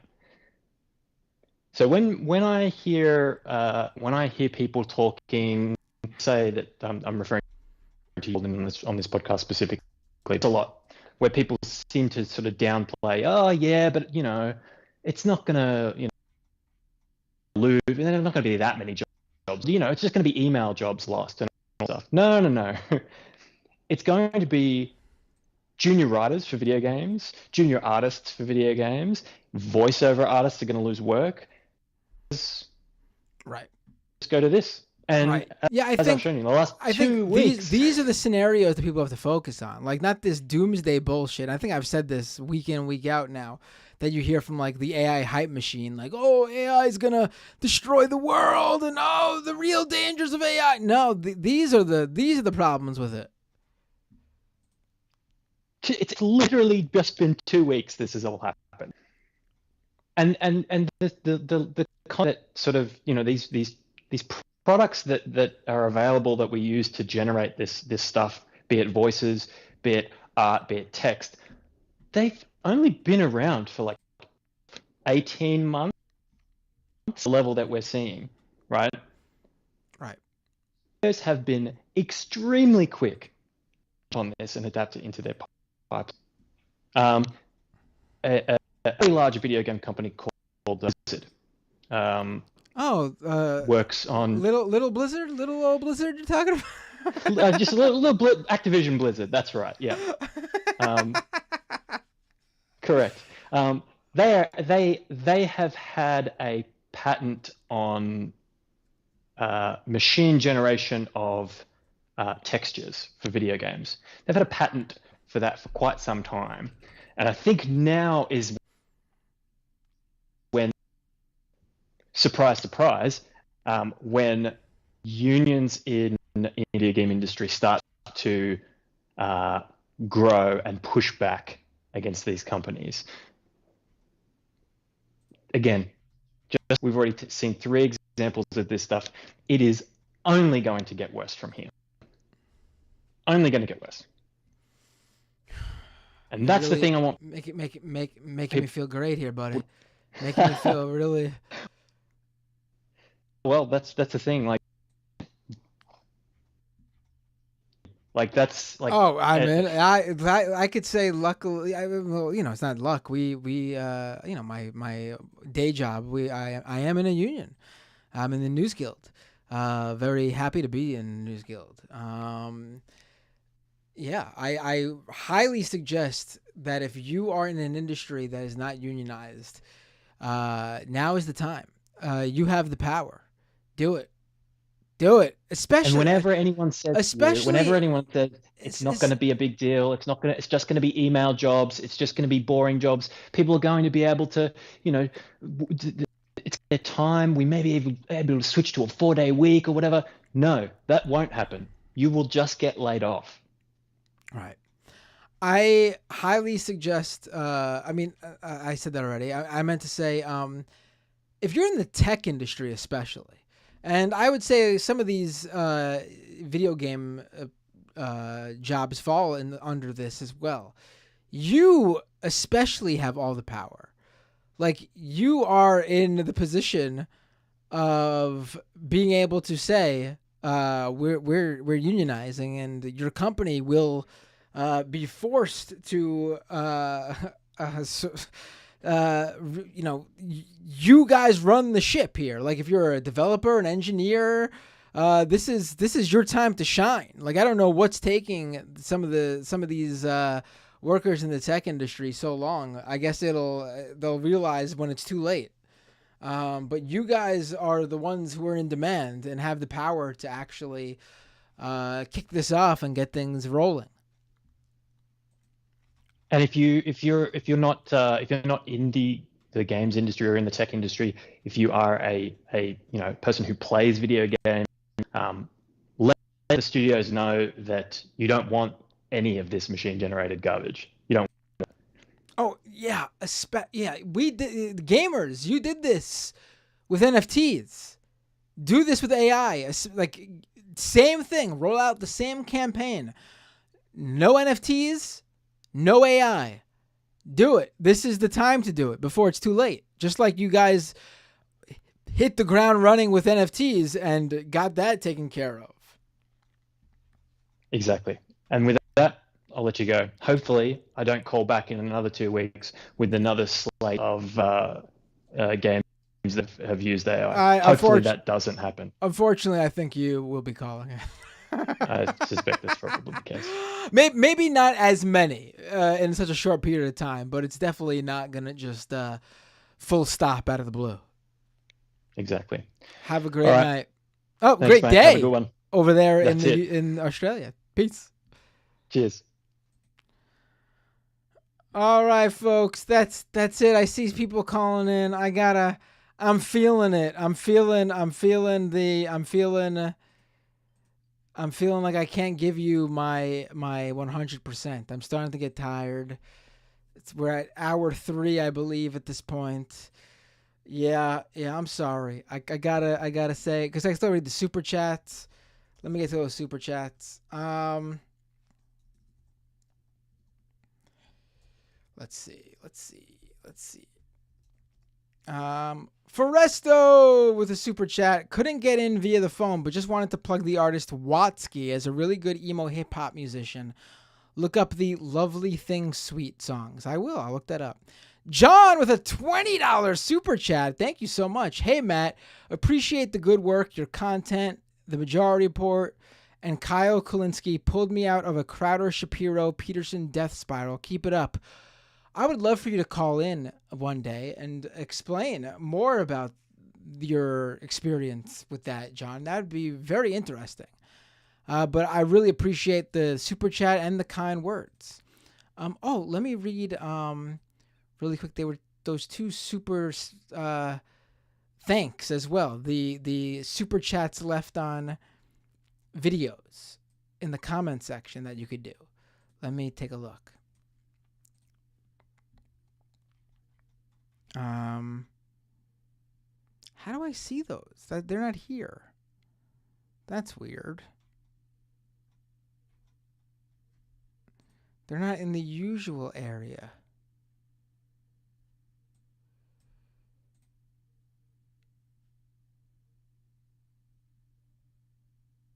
Oh, I almost... But where are the super thanks? How do you see super thanks? I'm an old man over here.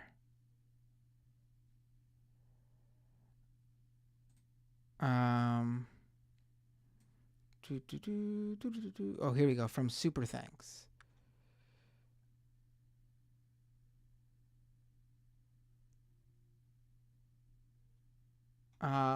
Eagle left with a super thanks. Matt, I love this show and it's so fun. I am Usama from Canada and it's possible to come on here sometimes to talk about Pakistan. I think it's nice to have some perspective on different countries. Yes, please. You do call in, Osama from Canada. Rotherick with a super thanks that just says thanks. Thank you, Rotherick. But please, Usama, you do call in and feel free to call in anytime. Ooh, I'm seeing all these super thanks for the first time. I didn't realize I was getting super thanks. Someone dropped a $50 super thanks a couple months ago. Bob Brown, thank you so much. As always, you can drop a super thanks on any video. All right, let's go see Twitch. Oh, we got another patron. Chargoond.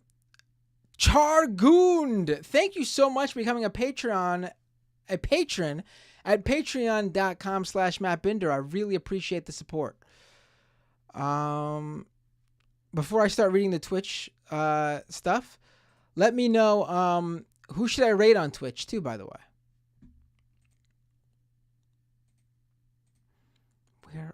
Where's the Twitch window? I have too many windows open. I've lost Twitch. Here it is.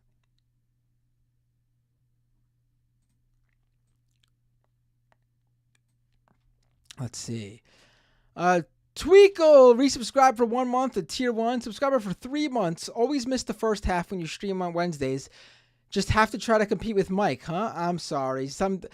Why did I stream on Wednesday this week? My one of my kids had their school concert yesterday. Humanist Report with the raid. Thanks again, Mike. Cellohead 117 subscriber Prime. Thank you so much. Rebel Without a Cause resubscriber Prime subscriber for 17 months. Thank you so much. Out of Fucks to Give gifted a 1 month tier sub to Honey Mustard Tiger. Out of Fucks to Give subscribe for 1 month at tier 1 as well. Jeez, Out of Fucks to Give. Thank you so much. I guess it's worth it just for me to constantly have to say Out of Fucks to Give. Once again, thank you for the raid. No comment, chick. Rude Dog 2525 resubscribe with Prime subscriber for 8 months. Good work, Matt. Ponderosapine resubscribe for 1 month at tier 1. Subscriber for 17 months. Ponderosapine says, did you ever hear the tragedy of Darth Plagueis the Wise? Or Plagueis the Wise? I thought not. It's not a story the Jedi would tell you. It's a Sith legend. Darth Plagueis was a Dark Lord of the Sith. So powerful and so wise, he could use the Force to influence the midichlorians to create life.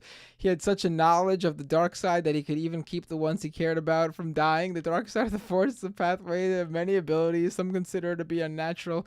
He became so powerful, the only thing, and then Twitch cut you off from being able to continue your copy pasta. A social communist resubscribed for 1 month at tier 1. Subscriber for 15 months. Master Cat PDX resubscriber Prime subscriber for 5 months. Still here, says Master Cat PDX. And that's it for today. Thank you all so much for the super chats, the patrons, the Prime subscriptions.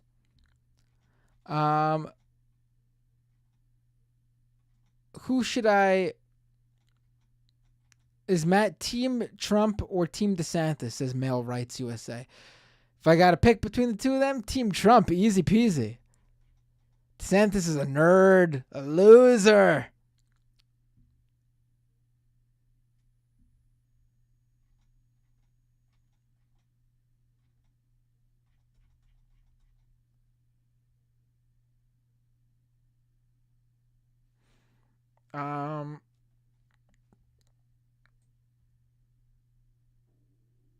Who am I rating? Who should I rate? Now, let's see. Who's on right now? Let's see. Ooh, slow day. Usually there's a whole list of people. I just opened up. There's only a handful of people to rate right now.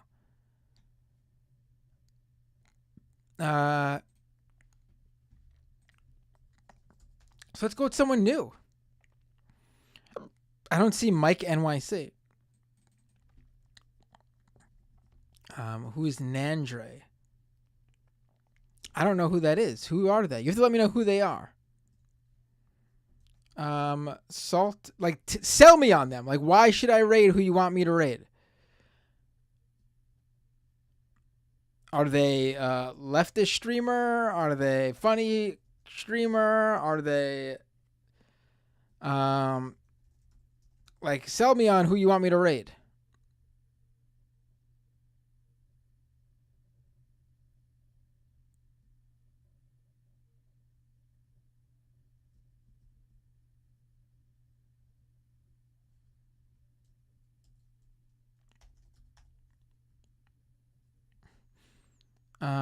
Oh my God, it's 12:30.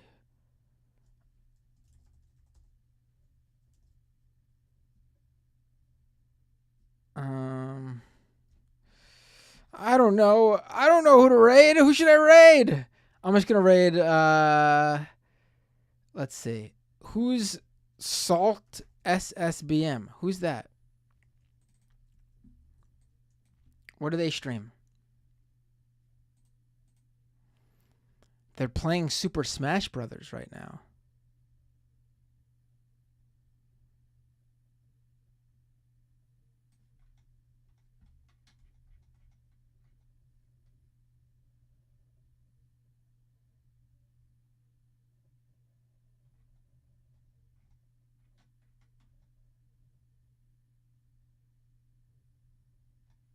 Oh, that's why it literally is in the name.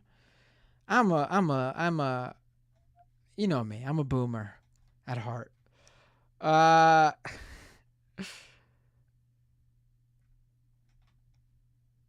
Then let's raid. God, who's Nandre?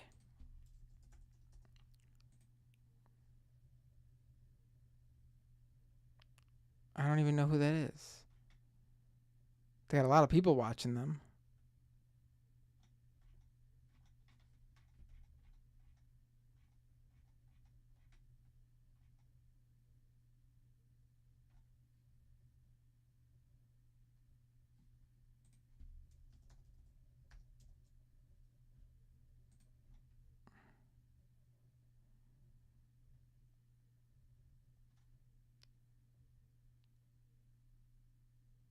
Let's raid.